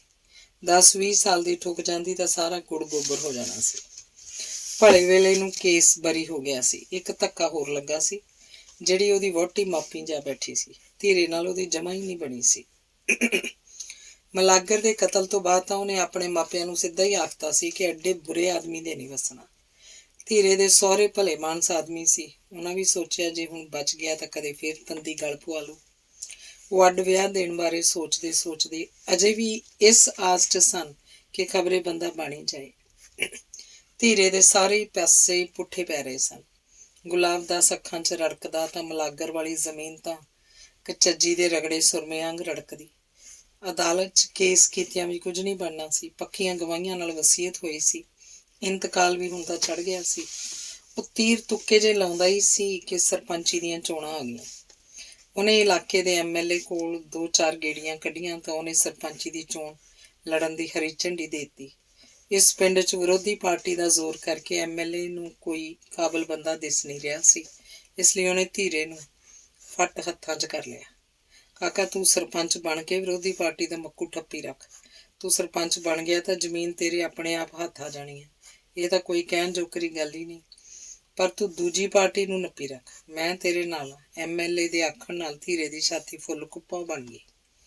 ਪਿੰਡ ਵਾਲਿਆਂ ਨੇ ਸਮਿੰਦਰ ਸਿੰਘ ਅਕਾਲੀ ਨੂੰ ਸਰਬਸੰਮਤੀ ਨਾਲ ਸਰਪੰਚ ਚੁਣ ਲੈਣ ਦੀ ਗੱਲ ਚਲਾਈ ਤਾਂ ਸਹਿਮਤੀ ਹੋ ਗਈ। ਇਹ ਤਜਵੀਜ਼ ਰੱਖੀ ਗਈ ਕਿ ਸਮੁੱਚੀ ਪੰਚਾਇਤ ਹੀ ਸਰਬਸੰਮਤੀ ਨਾਲ ਚੁਣੀ ਜਾਵੇ। 2 ਮੈਂਬਰ ਗਰੀਬ ਜਾਤੀਆਂ 'ਚੋਂ ਲੈ ਕੇ ਬਾਕੀ ਜ਼ਿਮੀਂਦਾਰਾਂ ਦੀਆਂ ਪੱਤੀਆਂ 'ਚੋਂ ਲਏ ਜਾਣ। ਪੱਤੀਆਂ ਵਾਲੇ ਆਪਣੇ ਬੰਦੇ ਤੇ ਆਪ ਸਹਿਮਤੀ ਕਰਕੇ ਨਾਂ ਦੇ ਦੇਣ। ਪਰ ਧੀਰੇ ਨੇ ਸੱਥ 'ਚ ਆ ਕੇ ਨਰਦਾਂ ਖਿਲਾਰਤੀਆਂ। ਐਂ ਕਿਵੇਂ ਸਰਬਸੰਮਤੀ ਹੋ ਜੂ? ਅਸੀਂ ਪਿੰਡ 'ਚ ਨਹੀਂ ਵਸਦੇ। ਮੈਂ ਚੋਣ ਲੜਨੀ ਆ ਢੇਕੇ ਸੰਮਤੀ ਦੇ। ਹਾਂ, ਜੇ ਸੰਮਤੀ ਕਰਨੀ ਆ ਮੈਨੂੰ ਬਣਾਓ ਸਰਪੰਚ। ਮੇਰੇ ਤੇ ਕਰੋ ਸੰਮਤੀ। ਮਨਜ਼ੂਰ ਆ? ਧੀਰੇ ਨਾਲ ਉਹਦੇ ਖਾਊ ਯਾਰ ਵੀ ਸਨ। ਕੋਈ ਕੁਝ ਨਹੀਂ ਬੋਲਿਆ ਸੀ, ਸਾਰੇ ਚੁੱਪ ਸੀ, ਇੱਕ ਦੂਜੇ ਦੇ ਮੂੰਹ ਵੱਲ ਝਾਕਣ ਲੱਗ ਪਏ। ਸੱਥ 'ਚ ਗੁਲਾਬਦਾਸ ਵੀ ਬੈਠਾ ਸੀ। ਉਹ ਤਾਂ ਆਉਂਦਾ ਨਹੀਂ ਸੀ, ਲੋਕ ਧੱਕੇ ਨਾਲ ਲੈ ਆਏ ਸੀ। ਜ਼ਿਆਦਾ ਕਹਿਣ ਤੇ ਆਉਣਾ ਪਿਆ ਸੀ, ਪਰ ਉਹ ਚੁੱਪ ਸੀ। ਚਲੋ ਇਉਂ ਕਰੋ, ਜਿਹਨੂੰ ਛੋਟੇ ਮਹੰਤ ਜੀ ਆਖ ਦੇਣਗੇ ਉਹ ਸਰਪੰਚ। ਇੱਕ ਆਵਾਜ਼ ਆਈ। ਨਾ ਭਾਈ, ਤੁਸੀਂ ਸੱਦਿਆ, ਮੈਂ ਆ ਗਿਆ, ਪਰ ਮੈਂ ਇਸ ਗੱਲ 'ਚ ਨਹੀਂ ਪੈਣਾ। ਚੰਗੇ ਮਾੜੇ ਪੱਖ ਦਾ ਨਿਰਣਾ ਤੁਸੀਂ ਆਪ ਕਰੋ। ਗੁਲਾਬਦਾਸ ਨੇ ਸਹਿਜ ਹੀ ਆਖਿਆ, ਪਰ ਧੀਰੇ ਨੂੰ ਜਿਵੇਂ ਪਲੀਤਾ ਲੱਗ ਗਿਆ। ਸਾਦਾ ਤੇਰੇ ਜਾਣੇ ਤਾਂ ਚੰਗਾ ਸਮਿੰਦਰ ਹੀ ਹੋਊ। ਅੱਗੇ ਤੂੰ ਮੇਰੇ ਚਾਚੇ ਦੀ ਜ਼ਮੀਨ ਦੀ ਢੂਈ ਕੁੱਟ ਗਿਆ ਹੱਥਾਂ ਤੇ ਚੜਾ ਕੇ, ਹੁਣ ਪਿੰਡ 'ਚ ਸਰਪੰਚੀ ਨੂੰ ਲੈ ਕੇ ਖੱਲਰ ਪਾਉਣ ਲੱਗਿਆ। ਭਾਈ, ਮੈਂ ਜ਼ਮੀਨਾਂ ਕੀ ਕਰਨੀਆਂ? ਤੇਰੇ ਚਾਚੇ ਵਾਲੀ ਜ਼ਮੀਨ ਡੇਰੇ ਦੀ ਮਲਕੀਅਤ ਹੈ ਤੇ ਡੇਰੇ ਦੀ ਆਮਦਨ ਪਿੰਡ 'ਚ ਹੀ ਲਾਈ ਜਾਊ। ਮੈਂ ਕਿਤੇ ਕੁਛ ਨਹੀਂ ਚੱਕ ਲੈ ਜਾਣਾ। ਤੁਹਾਡੇ ਪਿੰਡ ਦੀ ਜ਼ਮੀਨ ਤੁਹਾਡੇ ਪਿੰਡ 'ਚ ਆ। ਜੇ ਸੱਚੀ ਪੁੱਛਦੇ ਆ, ਮੈਂ ਤਾਂ ਆਪਦੀ ਜ਼ਮੀਨ ਬਾਰੇ ਨਹੀਂ ਕਦੇ ਸੋਚਿਆ ਕਿੱਧਰ ਨੂੰ ਗਈ। ਆਖੋ ਡੇਰੇ ਵੱਲ ਤੁਰ ਪਿਆ। ਉਹ ਇਸ ਵਿਵਾਦ 'ਚੋਂ ਪਾਸੇ ਹੀ ਵੱਟਣਾ ਚਾਹੁੰਦਾ ਸੀ। ਧੀਰਾ ਅੱਗੇ ਕੁਝ ਬੋਲਦਾ, ਸਮਿੰਦਰ ਅਕਾਲੀ ਨੇ ਉੱਠ ਕੇ ਆਖਿਆ, ਮੈਂ ਵੀ ਚੋਣ ਲੜਨ ਲਈ ਤਿਆਰ ਹਾਂ। ਧੀਰਾ ਸਿਆ, ਸਰਬਸੰਮਤੀ ਮੈਂ ਨਹੀਂ, ਪਿੰਡ ਵਾਲਿਆਂ ਨੇ ਆਖੀ ਸੀ। ਇਹਨਾਂ ਮੇਰਾ ਨਾਂ ਲਿਆ ਸੀ। ਤੈਨੂੰ ਨਹੀਂ ਮਨਜ਼ੂਰ ਤਾਂ ਚੋਣ ਲੜ ਲੈਣੇ। ਆਖੋ ਉੱਠ ਕੇ ਆਪਣੇ ਘਰ ਵੱਲ ਤੁਰ ਪਿਆ। ਕਾਫੀ ਆਦਮੀ ਉਹਦੇ ਨਾਲ ਹੀ ਉਹਦੇ ਘਰ ਨੂੰ ਤੁਰ ਪਏ। ਸਮਿੰਦਰ ਨੇ ਚਾਹ ਪਾਣੀ ਪਿਆਉਂਦਿਆਂ ਸਾਰਿਆਂ ਨੂੰ ਤਾਕੀਦ ਕੀਤੀ, ਹੁਣ ਤਾਂ ਵੀ ਆਪਾਂ ਨੂੰ ਗੱਲ ਵਿਆਹੁਣੀ ਪਊ। ਕਰੋਗੇ ਮੇਰੀ ਮਦਦ? ਅਸੀਂ ਤੇਰੇ ਨਾਲ ਆ। ਇਹ ਬੰਦਾ ਸਰਪੰਚ ਬਣ ਗਿਆ ਤਾਂ ਪਿੰਡ ਨੂੰ ਲੁੱਟ ਕੇ ਖਾ ਜਾਊ। ਹਰਮੇਲ ਸਿੰਘ ਬੋਲਿਆ। ਉਹਦਾ ਇੱਕੋ ਇੱਕ ਮੁੰਡਾ ਧੀਰੇ ਦੀ ਮਰਵਾਈ ਠੱਗੀ ਨਾਲ ਇਟਲੀ 'ਚ ਧੱਕੇ ਖਾ ਰਿਹਾ ਸੀ। ਸਾਰੀ ਜ਼ਮੀਨ ਵੇਚ ਪੈਸੇ ਧੀਰੇ ਦੀ ਝੋਲੀ ਪਾਈ ਸੀ। ਇੰਗਲੈਂਡ ਦੇ ਲਾਰੇ ਤੇ ਉਹਨੇ ਤੇ ਏਜੰਟ ਨੇ ਚੰਗੇ ਹੱਥ ਰੰਗੇ ਸੀ। ਹੁਣ ਤਾਂ ਕਦੀ ਮੁੰਡੇ ਦਾ ਫੋਨ ਵੀ ਨਹੀਂ ਸੀ ਆਇਆ। ਫੋਨ ਤੇ ਮੁੰਡੇ ਨੇ ਦੱਸਿਆ ਸੀ ਕਿ ਉਹਦਾ ਗਿੱਟਾ ਉਤਰ ਗਿਆ ਸੀ, ਪਰ ਹੁਣ ਠੀਕ ਸੀ। ਹਾਂ, ਸਾਰੇ ਨਾਲ ਆ। ਨਾਲ ਕਿਉਂ ਨਹੀਂ? ਜਿਹੜਾ ਆਪਦੇ ਚਾਚੇ ਦਾ ਸਿਰ ਵੱਢ ਸਕਦਾ ਹੈ, ਸਾਡਾ ਕੀ ਲੱਗਦਾ? ਕਈ ਆਵਾਜ਼ਾਂ ਇਕੱਠੀਆਂ ਆਈਆਂ ਸੀ। ਠੀਕ ਆ, ਤੁਸੀਂ ਮੇਰੀ ਮਦਦ ਕਰੋ। ਜੇ ਮੈਂ ਸਰਪੰਚ ਬਣ ਗਿਆ, ਪਿੰਡ ਦੀ ਨੁਹਾਰ ਨਾ ਬਦਲ ਦਿੱਤੀ, ਮੈਨੂੰ ਆਖੋ। ਨਾਲੇ ਇੱਕ ਗੱਲ ਹੋਰ ਆ, ਆਪਾਂ ਸ਼ਰਾਬ ਦੀ ਵਰਤੋਂ ਨਹੀਂ ਕਰਨੀ। ਚਾਹ ਰੋਟੀ ਦਾ ਲੰਗਰ ਜ਼ਰੂਰ ਚੱਲਿਆ ਕਰੂ। ਸਮਿੰਦਰ ਸਿੰਘ ਨੇ ਆਪਣਾ ਗਾਤਰਾ ਠੀਕ ਕਰਦਿਆਂ ਆਖਿਆ। ਠੀਕ ਆ। ਦੋ ਢਿੱਲੀਆਂ ਜਿਹੀਆਂ ਆਵਾਜ਼ਾਂ ਆਈਆਂ, ਪਰ ਸਮਿੰਦਰ ਦਾ ਛੋਟਾ ਭਰਾ ਮਹਿੰਦਰ ਬੋਲਿਆ, ਜੇ ਬਾਈ ਸ਼ਰਾਬ ਤੋਂ ਬਿਨਾਂ ਚੋਣ ਲੜਨ ਦੀ ਸੋਚੀ ਬੈਠੇ ਆ, ਫਿਰ ਧੀਰੇ ਦੇ ਜਾ ਕੇ ਹੁਣੇ ਆਪ ਹੀ ਹਾਰ ਪਾ ਦਿਓ। ਚੋਣ ਲੜਨ ਦਾ ਕੋਈ ਫਾਇਦਾ ਨਹੀਂ। ਆਹ ਮਹਿੰਦਰ ਦੀ ਗੱਲ 16 ਆਨੇ ਆ। ਰੁਪਈਏ ਵੀ ਵੰਡਣੇ ਪੈਣਗੇ, ਸ਼ਰਾਬ ਵੀ ਪਿਆਉਣੀ ਪਊ। ਆਪਣੀ ਬੰਦ ਕੀਤੀ ਕੀ ਕਰੂ ਜਦੋਂ ਅਗਲੇ ਨੇ ਪਾਓ ਲਾਤੀ? ਥੁੱਕੀ ਵੜੇ ਨਹੀਂ ਪਕੜੇ। ਇੱਕ ਹੋਰ ਆਵਾਜ਼ ਆਈ। ਪਰ ਭਰਾਓ, ਮੈਂ ਨਹੀਂ ਚਾਹੁੰਦਾ ਸ਼ਰਾਬ ਵਰਤਾਈ ਜਾਏ। ਮੇਰੀ ਲਿਆਕਤ ਨੂੰ ਵੋਟਾਂ ਪੈਣਗੀਆਂ, ਸ਼ਰਾਬ ਨੂੰ ਨਹੀਂ। ਚੋਣ ਬਿਨਾਂ ਨਸ਼ੇ ਤੋਂ ਲੜਨੀ ਆ। ਸਮਿੰਦਰ ਕਿਸੇ ਵੀ ਸੂਰਤ ਤੇ ਸਹਿਮਤ ਨਹੀਂ ਹੋ ਰਿਹਾ ਸੀ। ਕਈ ਉਹਦੀ ਅਕਲ ਤੇ ਮੁਸਕੜੀਆਂ ਹੱਸ ਰਹੇ ਸੀ। ਉਹ ਤੇਰੇ ਗਾਤਰੇ ਨੂੰ ਅਸੀਂ ਚੱਕੀ ਫਿਰਾਂਗੇ ਜਦੋਂ ਜੱਟ ਥੁੱਕ ਗਿਆ। ਬਾਈ, ਹੁਣ ਤੇਰੇ ਸਿਧਾਂਤ ਦੀ ਲੋੜ ਨਹੀਂ। ਇਹਨਾਂ ਲੋਕਾਂ ਦਾ ਵੀ ਆ ਜਿਹੜੇ ਤੇਰੇ ਨਾਲ ਖੜੇ ਆ। ਸੱਚੀ ਆ ਤੇਰੀ ਗੱਲ ਮਹਿੰਦਰ ਸਿੰਘ, ਭੋਰਾ ਝੂਠ ਭਰਨੀ। ਬਾਈ ਨੂੰ ਕੀ ਆਖਣਾ? ਮੈਂ ਸ਼ਰਾਬ ਪਿਆਉਂ, ਪੈਸੇ ਵੀ ਲਾਉਂ, ਤੁਸੀਂ ਇੱਕ ਮੁੱਠ ਰਹੋ। ਸਰਪੰਚੀ ਆਪਾਂ ਕਿਤੇ ਨਹੀਂ ਜਾਣ ਦਿੰਦੇ। ਮਹਿੰਦਰ ਨੇ ਹਿੱਕ ਠੋਕਰੀ ਤਾਂ ਉਸ ਦਿਨ ਹੀ ਗੁਰਦੁਆਰੇ ਮੱਥਾ ਟੇਕ ਪਤਾਸੇ ਵੰਡਤੇ ਤੇ ਉਹ ਗੁਰਦੁਆਰਾ ਸਾਹਿਬ 'ਚੋਂ ਹੀ ਪਿੰਡ 'ਚ ਗੇੜਾ ਲਾਉਣ ਵੋਟਾਂ ਲਈ ਕਹਿਣ ਲਈ ਤੁਰ ਗਏ। ਉਹ ਜਿਹੜੇ ਘਰ ਵੀ ਜਾਂਦੇ, ਉਸ ਘਰ ਦਾ ਇੱਕ ਜੀ ਆਪਣੇ ਕਾਫਲੇ ਨਾਲ ਤੋਰ ਲੈਂਦੇ ਤੇ ਉਸ ਦਿਨ ਆਥਣੇ ਹੀ ਅਕਾਲੀਆਂ ਦੇ ਵਾੜੇ 'ਚ ਪੀਣ ਵਾਲਿਆਂ ਦੀ ਰੌਣਕ ਲੱਗਣੀ ਸ਼ੁਰੂ ਹੋ ਗਈ। ਮਹਿੰਦਰ ਕਈ ਪੇਟੀਆਂ ਸ਼ਰਾਬ ਦੀਆਂ ਠੇਕੇ ਤੋਂ ਚੁਕਵਾ ਲਿਆਇਆ ਤੇ ਦੂਜੇ ਦਿਨ ਉਹ ਕਈ ਗੱਟੇ ਗੁੜ ਦੇ ਚੱਕ ਲਿਆਇਆ ਤੇ ਕਈ ਡਰਮ ਸ਼ਰਾਬ ਦੇ ਭਰ ਲਏ। ਧੀਰੇ ਦੇ ਘਰੇ ਵੀ ਕਾਫੀ ਰੌਣਕ ਸੀ। ਫਿਰ ਦੋਹਾਂ ਦੇ ਅੱਡਿਆਂ ਤੇ ਰੌਣਕ ਵੱਧਦੀ ਗਈ। ਇੱਕ ਮਜ਼੍ਹਬੀ ਸਿੱਖਾਂ 'ਚ ਅੜੀਅਲ ਜਿਹਾ ਬੰਦਾ ਵੀ ਮੈਦਾਨ 'ਚ ਨਿੱਤਰ ਆਇਆ। ਰਾਤ ਨੂੰ ਲੋਕ ਟੁੰਨ ਹੋਏ ਘਰੇ ਆਉਂਦੇ, ਤੀਵੀਆਂ ਪੁੱਤ ਪਿੱਟਦੀਆਂ, ਘਰਾਂ 'ਚ ਲੜਾਈ ਝਗੜੇ ਹੁੰਦੇ, ਭਾਂਡੇ ਖੜਕਦੇ, ਕੁੱਟ ਕਟਹਿਰੇ ਵੀ ਹੁੰਦੇ। ਸ਼ਰਾਬੀ ਗਲੀਆਂ 'ਚ ਚਾਂਗਰਾ ਮਾਰਦੇ, ਸਾਰਾ ਪਿੰਡ ਟੁੰਨ ਹੁੰਦਾ। ਵੋਟਾਂ 'ਚ ਅਜੇ ਕਈ ਦਿਨ ਪਏ ਸੀ। ਸ਼ਰਾਬ ਪੀਣ ਵਾਲਿਆਂ ਨੂੰ ਮੌਜਾਂ ਸੀ। ਦਿਨ ਖੜੇ ਹੀ ਟਿਕਾਣੇ ਤੇ ਆਉਣ ਲੱਗ ਪੈਂਦੇ। ਕਈ ਆਦਮੀ ਇੱਕ ਦਿਨ ਧੀਰੇ ਦੇ ਅੱਡੇ ਤੇ ਹੁੰਦੇ, ਦੂਜੇ ਦਿਨ ਸਮਿੰਦਰ ਦੇ ਹੁੰਦੇ। ਲੋਕਾਂ ਦਾ ਕੋਈ ਦੇਨ ਧਰਮ ਨਹੀਂ ਸੀ, ਜਿੱਥੋਂ ਦਾ ਲੱਗਦਾ ਲਾ ਲੈਂਦੇ। ਜਿਹੜੇ ਢਲਾਕੇ ਪਿੰਡ 'ਚ ਵੋਟਾਂ ਕਹਿਣ ਬੜੇ ਹੁੰਦੇ, ਸਾਰੀ ਦਿਹਾੜੀ ਪੋਸਤ ਖਾ ਸਰੀਰ ਬਣਾਉਂਦੇ ਰਹਿੰਦੇ। ਧੀਰੇ ਦੇ ਦੋ ਜੇਲ੍ਹ 'ਚ ਬਣੇ ਯਾਰ ਵੀ ਆਏ ਸਨ, ਜਿਨ੍ਹਾਂ ਦੇ ਤੌੜਿਆਂ ਜਿੱਡੇ ਜਿੱਡੇ ਢਿੱਡ ਤੇ ਸਿਰ ਘੋਣ ਮੋਣ ਸਨ, ਚਿਹਰੇ ਕਲੀਨ ਛੇ ਤੇ ਵੱਡੀਆਂ ਵੱਡੀਆਂ ਮੁੱਛਾਂ। ਉਹ ਪਿੰਡ 'ਚ ਗੇੜਾ ਦਿੰਦੇ ਤਾਂ ਮਾੜੇ ਦਿਲ ਵਾਲਿਆਂ ਦਾ ਸਾਹ ਸੁੱਕਣ ਲੱਗ ਪੈਂਦਾ। ਉਹਨਾਂ 'ਚੋਂ ਇੱਕ ਜਣਾ 10 ਸਾਲ ਸਰਪੰਚੀ ਕਰ ਚੁੱਕਿਆ ਸੀ। ਚੋਣਾਂ ਜਿੱਤਣ ਤੇ ਕਾਫੀ ਪੈਂਤੜੇ ਜਾਣਦਾ ਸੀ। जब थोड़े दिन रह गए तो मजहबी सिखां ਦੇ ਵਿਹੜੇ 'ਚ ਗੇੜਾ ਦਿੰਦੇ। ਮੁੱਲ ਨੂੰ ਵੋਟਾਂ ਪੱਕੀਆਂ ਕਰ ਆਉਂਦੇ। ਵੋਟਰਾਂ ਤੋਂ ਸਹੁੰ ਸੁਗੰਧਾਂ ਪਵਾਉਂਦੇ। ਇੱਕ ਮੁੱਛਾਂ ਵਾਲੇ ਕੋਲ ਤਾਂ ਹੋਰ ਦਾ ਸੀ। ਉਹ ਜਦ ਕਿਸੇ ਦੀ ਖੁਰਲੀ ਤੇ ਗਾਂ ਖੜੀ ਵੇਖਦਾ ਤਾਂ ਪੈਸੇ ਦੇ ਕੇ ਗਾਂ ਦੀ ਪੂਛ ਨੂੰ ਹੱਥ ਲਵਾਉਂਦਾ। ਫੜ ਗਊ ਦੀ ਪੂਛ ਆਖਦਾ। ਪੈਸੇ ਲੈਣ ਵਾਲਾ ਝੱਟ ਪੂਛ ਫੜ ਲੈਂਦਾ। ਮੈਨੂੰ ਢਾਂਡੀ ਦੀ ਮਾਰ ਵੱਜੇ ਜੇ ਵੋਟ ਨਾ ਪਾਵਾਂ ਆਖਦਾ। ਜਦ ਸਮਿੰਦਰ ਦੀ ਪਾਰਟੀ ਨੂੰ ਪਤਾ ਲੱਗਾ ਉਹਨਾਂ ਵੀ ਇਹੋ ਹੱਥ ਕੰਡਾ ਅਪਣਾ ਲਿਆ। ਦੋਵਾਂ ਧਿਰਾਂ 'ਚ ਪੂਰਾ ਤਣਾਅ ਸੀ। ਇਕੱਠ ਸਮੁੰਦਰ ਅਕਾਲੀ ਦੇ ਵੱਧ ਹੁੰਦਾ। ਜਿਵੇਂ ਜਿਵੇਂ ਵੋਟਾਂ ਦੀ ਤਰੀਕ ਨੇੜੇ ਆ ਰਹੀ ਸੀ ਦੋਹਾਂ ਧਿਰਾਂ ਦੀ ਭੱਜ ਨੱਠ ਵੱਧ ਰਹੀ ਸੀ। ਤੀਜਾ ਕੈਂਡੀਡੇਟ ਐਵੇਂ ਅੜੂਆਈ ਸੀ। ਗਰੀਬ ਆਦਮੀ ਖਰਚ ਵੀ ਕੀ ਕਰ ਸਕਦਾ ਸੀ। ਧੀਰੇ ਤੇ ਉਹਦੀ ਜੁੰਡਲੀ ਮੁੱਛਾਂ 'ਚ ਹੱਸਦੀ। ਲੋਕਾਂ ਨੂੰ ਇਸ ਹਾਸੇ 'ਚ ਕੁਝ ਲੁਕਿਆ ਤਾਂ ਦਿਸਦਾ ਪਰ ਸਮਝ ਨਾ ਆਉਂਦੀ। ਚੋਣਾਂ ਤੋਂ ਇੱਕ ਦਿਨ ਪਹਿਲਾਂ ਵੋਟਾਂ ਪਾਉਣ ਵਾਲਾ ਅਮਲਾ ਆ ਗਿਆ। ਕਾਗਜ਼ ਭਰੇ ਜਾਣ ਲੱਗ ਪਏ। ਇੱਕ ਕੈਂਡੀਡੇਟ ਮਗਰ ਇੱਕ ਕਵਰਿੰਗ ਵਾਲਾ ਹੁੰਦਾ। ਸਾਰੇ ਕਾਗਜ਼ ਪੱਤਰ ਮੁਕੰਮਲ ਹੁੰਦੇ। ਚੁੱਲ੍ਹੇ ਟੈਕਸ ਤੱਕ ਦੀਆਂ ਰਸੀਦਾਂ ਵੇਖੀਆਂ ਜਾਂਦੀਆਂ ਜੋ ਤਾਜ਼ੀਆਂ ਤਾਜ਼ੀਆਂ ਹੀ ਕੱਟੀਆਂ ਹੁੰਦੀਆਂ। ਬੂਹੇ ਆਈ ਜਨ ਬਿੰਨੂ ਕੁੜੀ ਦੇ ਕੰਨ ਵਾਲੀ ਗੱਲ ਹੁੰਦੀ। ਪੋਲਿੰਗ ਅਫਸਰ ਨੇ ਸ਼ਾਮ ਦੇ 5 ਵਜੇ ਤੱਕ ਦਾ ਟਾਈਮ ਦੇ ਦਿੱਤਾ ਕਿ ਜੇ ਕਿਸੇ ਨੇ ਆਪਣੇ ਕਾਗਜ਼ ਚੱਕਣੇ ਹੋਣ ਤਾਂ 5 ਵਜੇ ਤੱਕ ਚੱਕ ਸਕਦਾ ਹੈ। ਜੇ ਕਿਸੇ ਨੇ ਇਤਰਾਜ਼ ਲਾਉਣਾ ਹੋਵੇ ਲਾ ਸਕਦਾ। ਜੇ ਇਤਰਾਜ਼ ਜਾਇਜ਼ ਹੋਏਗਾ ਕੈਂਡੀਡੇਟ ਚੋਣ ਨਹੀਂ ਲੜ ਸਕਦਾ। ਇਹ ਹਦਾਇਤਾਂ ਸਰਪੰਚੀ ਮੈਂਬਰੀ ਸਾਰਿਆਂ ਵਾਸਤੇ ਸਨ। ਧੀਰੇ ਦੀ ਪਾਰਟੀ ਵੱਲੋਂ ਚੋਣ ਅਮਲੇ ਲਈ ਚਾਹ ਪਾਣੀ ਦਾ ਇੰਤਜ਼ਾਮ ਸੀ। ਉਹਨਾਂ ਦੇ ਘਰ ਹੀ ਮੁਰਗੇ ਰਿੱਝ ਰਹੇ ਸਨ। ਮਹਿੰਦਰ ਨੇ ਜਦ ਸਮਿੰਦਰ ਨੂੰ ਆਖਿਆ ਸੀ ਕਿ ਬਾਈ ਆਪਾਂ ਵੀ ਰੋਟੀ ਪਾਣੀ ਦਾ ਇੰਤਜ਼ਾਮ ਕਰੀਏ ਤਾਂ ਸਮਿੰਦਰ ਨੇ ਆਖਿਆ ਸੀ ਕਿ ਆਪਾਂ ਸਵੇਰ ਦੀ ਰੋਟੀ ਬਣਵਾ ਲਵਾਂਗੇ। ਉਹ ਮੁਰਗੇ ਵੱਢਣ ਤੋਂ ਬਚਣਾ ਚਾਹੁੰਦਾ ਸੀ। ਰਾਤ ਦੀ ਰੋਟੀ ਮੁਰਗਿਆਂ ਬਿਨਾਂ ਕਿਹਨੇ ਖਾਣੀ ਸੀ। ਜਦ ਧੀਰੇ ਨੇ ਇਤਰਾਜ਼ ਵਾਲੀ ਐਪਲੀਕੇਸ਼ਨ ਪੋਲਿੰਗ ਅਫਸਰ ਦੇ ਅੱਗੇ ਕੀਤੀ ਤਾਂ ਸਮਿੰਦਰ ਪਾਰਟੀ ਦੀਆਂ ਖਾਨਿਓਂ ਗਈਆਂ। ਸਮਿੰਦਰ 6 ਮਹੀਨੇ ਪਹਿਲਾਂ ਆਪਣਾ ਪਿੰਡ ਵਿਚਲਾ ਘਰ ਢਾਹ ਬਾਰ-ਬਾਰ ਫਿਰਨੀ ਤੇ ਆ ਗਿਆ ਸੀ। ਆਪਣੇ ਵਾੜੇ 'ਚੋਂ ਵੀ ਪਾਸੇ ਉਸ ਕੋਲ ਹੋਰ ਥਾਂ ਪਿਆ ਸੀ। ਉੱਥੇ ਘਰ ਆ ਪਾਇਆ ਸੀ ਪਰ ਕਾਗਜ਼ਾਂ 'ਚ ਉਹ ਥਾਂ ਨਜ਼ੂਲ ਸੀ। ਕਬਜ਼ਾ ਹੀ ਕੀਤਾ ਸੀ ਕਈ ਵਰ੍ਹਿਆਂ ਤੋਂ। ਉਹਦੇ ਕਬਜ਼ੇ 'ਚ ਸੀ ਹੁਣ ਘਰ ਪਾ ਲਿਆ ਸੀ। ਅਸਲ 'ਚ ਉਹਨੇ ਜ਼ਬਾਨੀ ਕਲਾਮੀ ਕਿਸੇ ਤੋਂ ਖਰੀਦਿਆ ਸੀ। ਕਬਜ਼ੇਦਾਰ ਤਾਂ ਹੋਰ ਸੀ ਜਿਹੜਾ ਪੈਸਾ ਵੱਟ ਡੰਡੀ ਪਿਆ ਸੀ। ਸਮਿੰਦਰ ਪਾਰਟੀ ਨੇ ਬਥੇਰਾ ਰੌਲਾ ਪਾਇਆ ਪਰ ਪੋਲਿੰਗ ਅਫਸਰ ਨੇ ਸਿਰ ਫੇਰ ਦਿੱਤਾ। ਸਮਿੰਦਰ ਦੇ ਕਾਗਜ਼ ਕੈਂਸਲ ਕਰ ਦਿੱਤੇ। ਉਹਦਾ ਕਹਿਣਾ ਸੀ ਕਿ ਜੇ ਉਹ ਸਮਿੰਦਰ ਨੂੰ ਚੋਣ ਨਿਸ਼ਾਨ ਦਿੰਦਾ ਤਾਂ ਪੱਖਬਾਜ਼ੀ ਹੋਏਗੀ। ਜੇ ਉਹ ਨਹੀਂ ਕਰ ਸਕਦਾ ਇਹ ਕੰਮ ਕਰਕੇ ਉਹਨੇ ਸਸਪੈਂਡ ਨਹੀਂ ਹੋਣਾ। ਉਹਨੇ ਆਪਣੀ ਹੁਣ ਤੱਕ ਦੀ ਨੌਕਰੀ 'ਚ ਕਿਸੇ ਤੋਂ ਉਂਗਲ ਨਹੀਂ ਧਰਵਾਈ ਸੀ। ਉਹਦੇ ਸਿਰ ਫੇਰਨ ਤੇ ਸਾਰਿਆਂ ਦੇ ਹਰਾਸ਼ ਉੱਡ ਗਏ। ਧੀਰੇ ਦੀ ਪਾਰਟੀ ਕੱਛਾ ਮਾਰਦੀ ਫਿਰਦੀ ਸੀ। ਸਮਿੰਦਰ ਦੀ ਕਵਰਿੰਗ ਵਾਲਾ ਚੋਣ ਲੜ ਸਕਦਾ ਸੀ। ਕਵਰਿੰਗ ਫਾਰਮ ਘੁੱਦੇ ਨੰਬਰਦਾਰ ਦੇ ਭਰੇ ਸਨ। ਨੰਬਰਦਾਰੀ ਭਾਵੇਂ ਉਹਦੇ ਪਿਓ ਦੇ ਨਾਂ ਸੀ ਪਰ ਵੱਜਦੇ ਸਾਰੇ ਘਰ ਦੇ ਜੀ ਨੰਬਰਦਾਰ ਹੀ ਸਨ। ਘੁੱਦੇ ਦੀ ਪਿੰਡ 'ਚ ਭੋਰਾ ਭਰ ਵੀ ਪਛਾਣ ਨਹੀਂ ਸੀ। ਉਹਦਾ ਕੰਮਕਾਰ ਵਾਲਾ ਬੰਦਾ ਸੀ। ਮਿੱਟੀ 'ਚ ਮਿੱਟੀ ਹੋਣ ਵਾਲਾ ਉਹਨੂੰ ਕੌਣ ਜਾਣਦਾ ਸੀ। ਸਮਿੰਦਰ ਤੇ ਉਹ ਮਾਸੀਆਂ ਦੇ ਪੁੱਤ ਸੀ। ਉਹਨਾਂ ਦੀਆਂ ਮਾਵਾਂ ਸਕੀਆਂ ਭੈਣਾਂ ਸੀ। ਸਮਿੰਦਰ ਮਗਰ ਉਹਦੇ ਕਾਗਜ਼ ਭਰਾਉਣ ਦੀ ਤਾਂ ਖਾਨਾ ਪੂਰਤੀ ਸੀ ਪਰ ਇਹ ਤਾਂ ਕੋਈ ਵੀ ਨਹੀਂ ਜਾਣਦਾ ਸੀ ਕਿ ਪਾਸੇ ਉਲਟੇ ਪੈ ਜਾਣਗੇ। ਹੁਣ ਖਰੂਦ ਕੀਤਿਆਂ ਵੀ ਕੁਝ ਨਹੀਂ ਬਣਨਾ। ਬੰਦਾ ਬਦਲਣ ਨਾਲ ਵੀ ਕੋਈ ਫਰਕ ਨਹੀਂ ਪੈਣਾ। ਘੁੱਦੇ ਦੀ ਉਵੇਂ ਮਦਦ ਕਰਾਂਗੇ ਫਿਕਰ ਨਾ ਕਰੋ। ਕਈ ਆਵਾਜ਼ਾਂ ਆ ਰਹੀਆਂ ਸਨ। ਫਰਕ ਪੈ ਚੁੱਕਿਆ ਸੀ। ਸਮਿੰਦਰ ਦੀ ਤਾਂ ਆਵਾਜ਼ ਵੀ ਨਹੀਂ ਨਿਕਲਦੀ ਸੀ।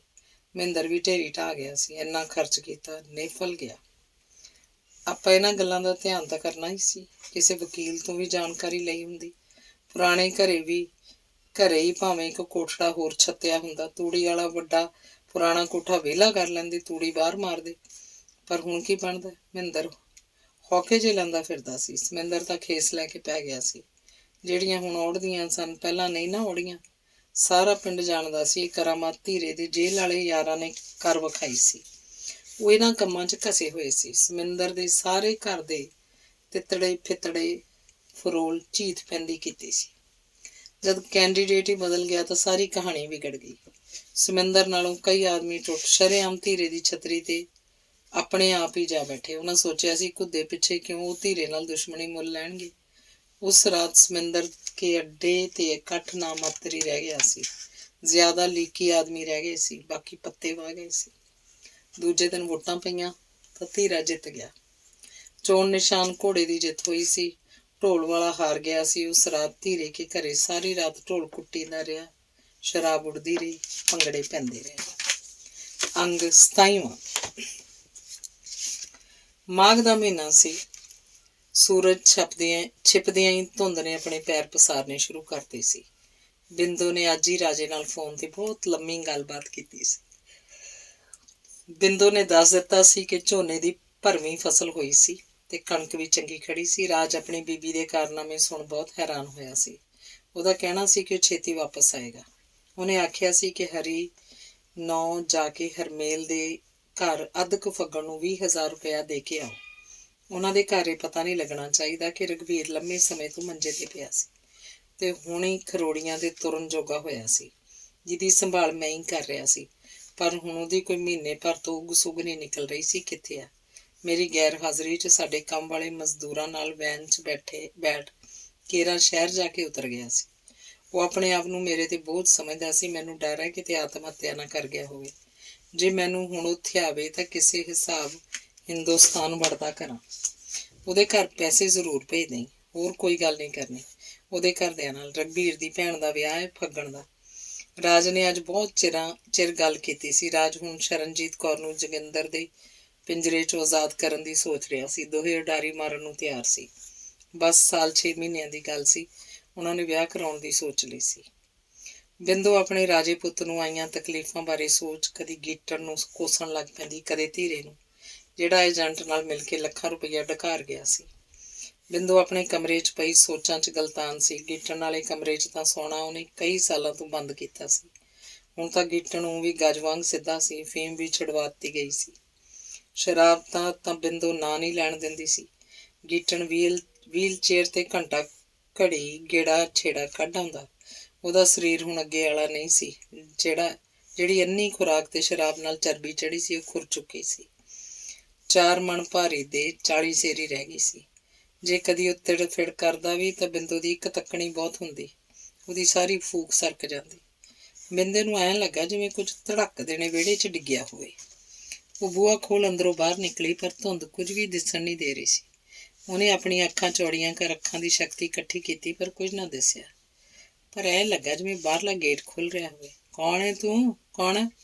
ਬਿੰਦੋ ਨੇ ਆਵਾਜ਼ ਦਿੱਤੀ, ਪਰ ਕੁਝ ਪੱਲੇ ਨਾ ਪਿਆ। ਬਾਹਰਲੀ ਲਾਈਟ ਦਾ ਚਾਨਣ ਵੀ ਟਟਹਿਣਾ ਛਾ ਪਈ ਸੀ।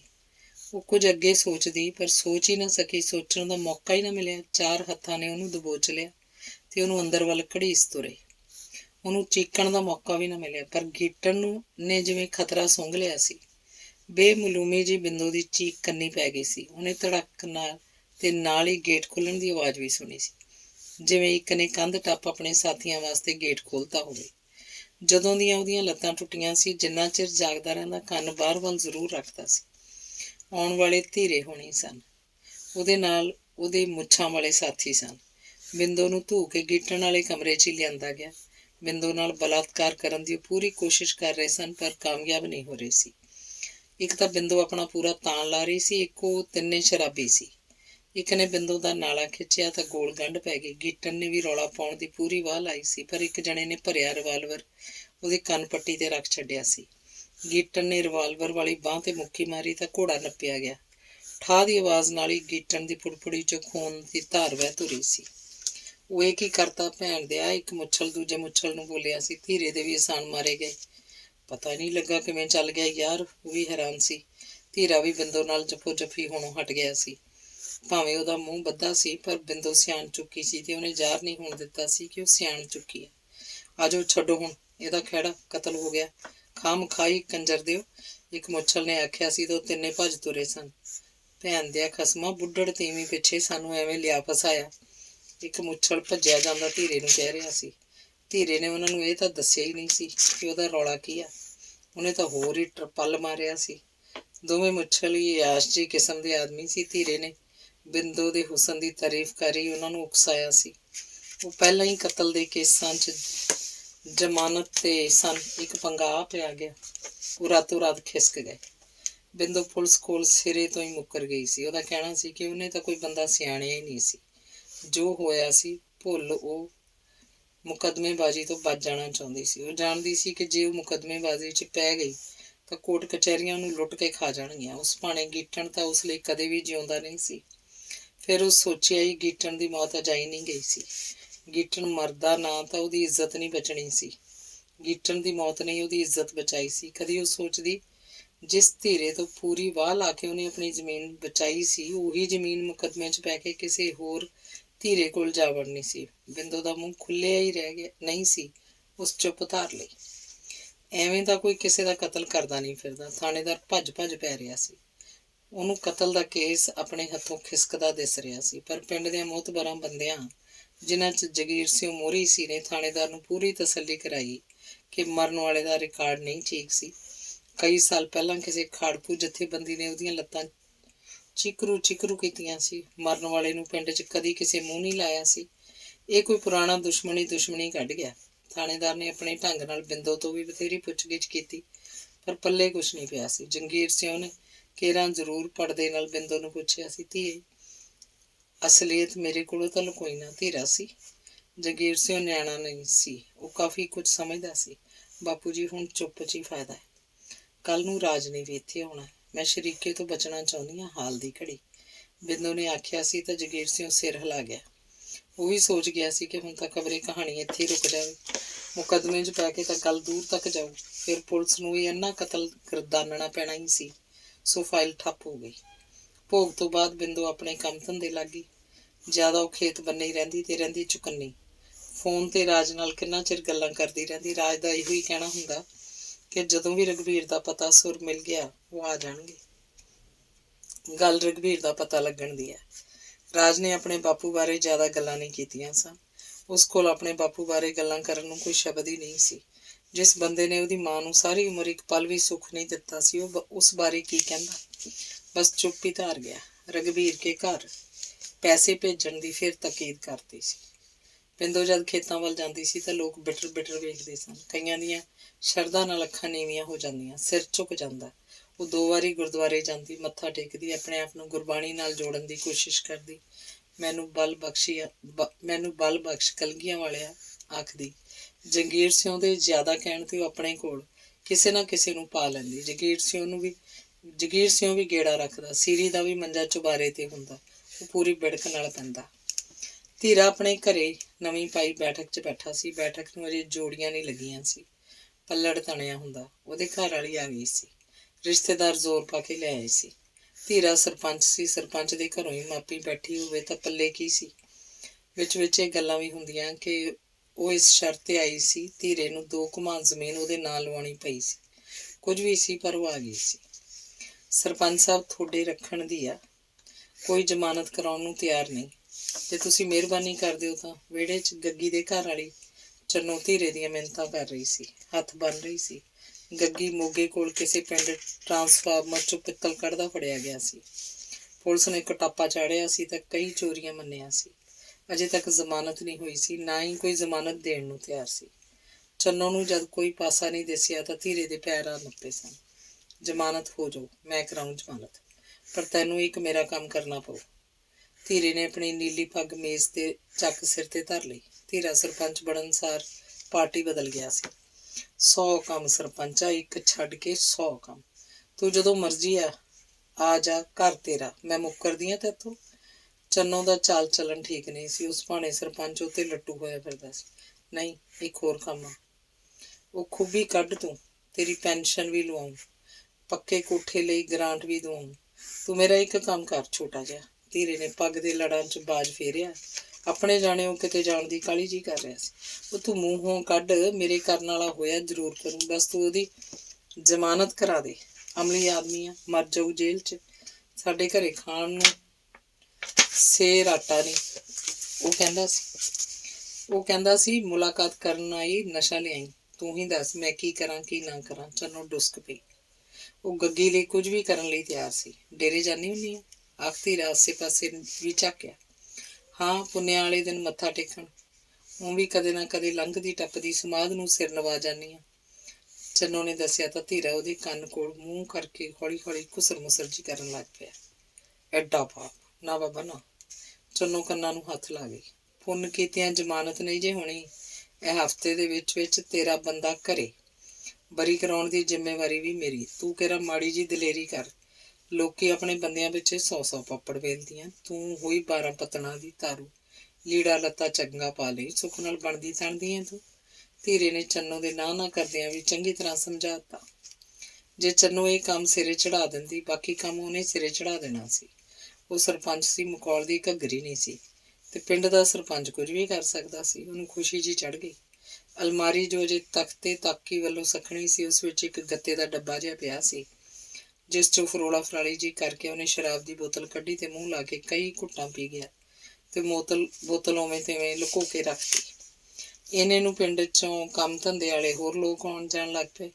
ਜਦੋਂ ਦਾ ਉਹ ਸਰਪੰਚ ਬਣਿਆ ਸੀ, ਸਵੇਰੇ ਸਵੇਰੇ ਲੋਕਾਂ ਦੀ ਆਉਣੀ ਜਾਣੀ ਬਣੀ ਰਹਿੰਦੀ ਸੀ, ਪਰ ਅੱਜ ਉਹਨੂੰ ਲੋਕਾਂ ਦੀ ਆਵਾਜਾਈ ਉਪਰੀ ਲੱਗ ਰਹੀ ਸੀ। ਉਹਦਾ ਦਿਮਾਗ ਤਾਂ ਚੰਨੋ ਨੂੰ ਦੱਸੇ ਕੰਮ ਵੱਲ ਘੁੱਕਿਆ ਫਿਰਦਾ ਸੀ। ਇਹ ਕੰਮ ਲੋਟ ਆ ਜਾਏ, ਫਿਰ ਗੁਲਾਬ ਦਾਸ ਨੂੰ ਪਿੰਡ ਚੋਂ ਕੱਢਣਾ ਮੇਰਾ ਜਮਾ। ਸਾਲਾ ਸਾਧ ਚਾਚੇ ਦੀ ਜ਼ਮੀਨ ਡੇਰੇ ਨਾ ਕਰਵਾ ਗਿਆ। ਲੈ ਵੀ ਸਾਦਾ, ਤੇਰਾ ਕੰਮ ਤਾਂ ਹੋ ਗਿਆ। ਡੰਗ ਦਿਹਾੜੀਆਂ ਤੂੰ ਇਸ ਪਿੰਡ 'ਚ। ਫਿਰ ਬਲਵਿੰਦਰ ਕੌਰ ਬਿੰਦੋ ਨਾਲ ਵੀ ਜ਼ਰੂਰ ਸਿੱਝਣਾ।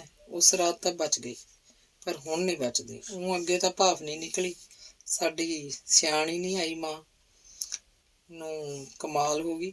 ਧੀਰਾ ਕਿੰਨਾ ਚਿਰ ਆਪਣੇ ਆਪ ਨਾਲ ਗੱਲਾਂ ਜਿਹੀਆਂ ਕਰੀ ਗਿਆ, ਫਿਰ ਕਿਸੇ ਦੇ ਬੁਲਾਉਣ ਤੇ ਬਾਹਰ ਬੈਠੇ ਬੰਦਿਆਂ ਵੱਲ ਧਿਆਨ ਗਿਆ। ਅੰਗ 28ਵਾਂ। ਗੁਲਾਬ ਦਾਸ ਗ੍ਰੰਥੀ ਸਿੰਘ ਦੇ ਆਵਾਜ਼ੇ ਤੇ ਉੱਠਿਆ ਸੀ। ਨਲਕੇ ਤੋਂ ਮੂੰਹ ਤੇ ਛਿੱਟੇ ਮਾਰ ਦਾਤਣ ਮੂੰਹ 'ਚ ਪਾ ਬਾਹਰ ਨੂੰ ਤੁਰ ਗਿਆ। ਉਹ ਕਾਫੀ ਲੰਮੀ ਸੈਰ ਦਾ ਆਦੀ ਸੀ। ਨਹਿਰ ਦੀ ਪਟੜੀ ਪੈ ਜਾਂਦਾ ਤੇ ਅਗਲੇ ਪੁਲ ਤੱਕ ਤੁਰਿਆ ਜਾਂਦਾ। ਫਾਰਗ ਹੋ ਫਿਰ ਪਿੱਛੇ ਮੁੜ ਪੈਂਦਾ। ਕੋਈ ਦਿਨ ਇਹੋ ਜਿਹਾ ਨਹੀਂ ਹੁੰਦਾ ਸੀ ਜਦ ਬਿੰਦੋ ਉਹਦੇ ਖਿਆਲਾਂ 'ਚੋਂ ਗੈਰ ਹਾਜ਼ਰ ਹੁੰਦੀ। ਚਾਚੇ ਚਾਚੀ ਦਾ ਚਿਹਰਾ ਵੀ ਅੱਖਾਂ ਮੂਹਰੇ ਗੇੜਾ ਕੱਢ ਜਾਂਦਾ।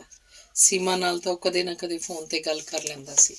ਸੀਮਾ ਨੇ ਦੱਸਿਆ ਸੀ ਕਿ ਉਹਦੇ ਚਾਚਾ ਚਾਚੀ ਨਰਕ ਦੀ ਜ਼ਿੰਦਗੀ ਭੋਗਣ ਲਈ ਮਜਬੂਰ ਸਨ ਤੇ ਆਪਣੀਆਂ ਕੀਤੀਆਂ ਭੁਗਤ ਰਹੇ ਸਨ।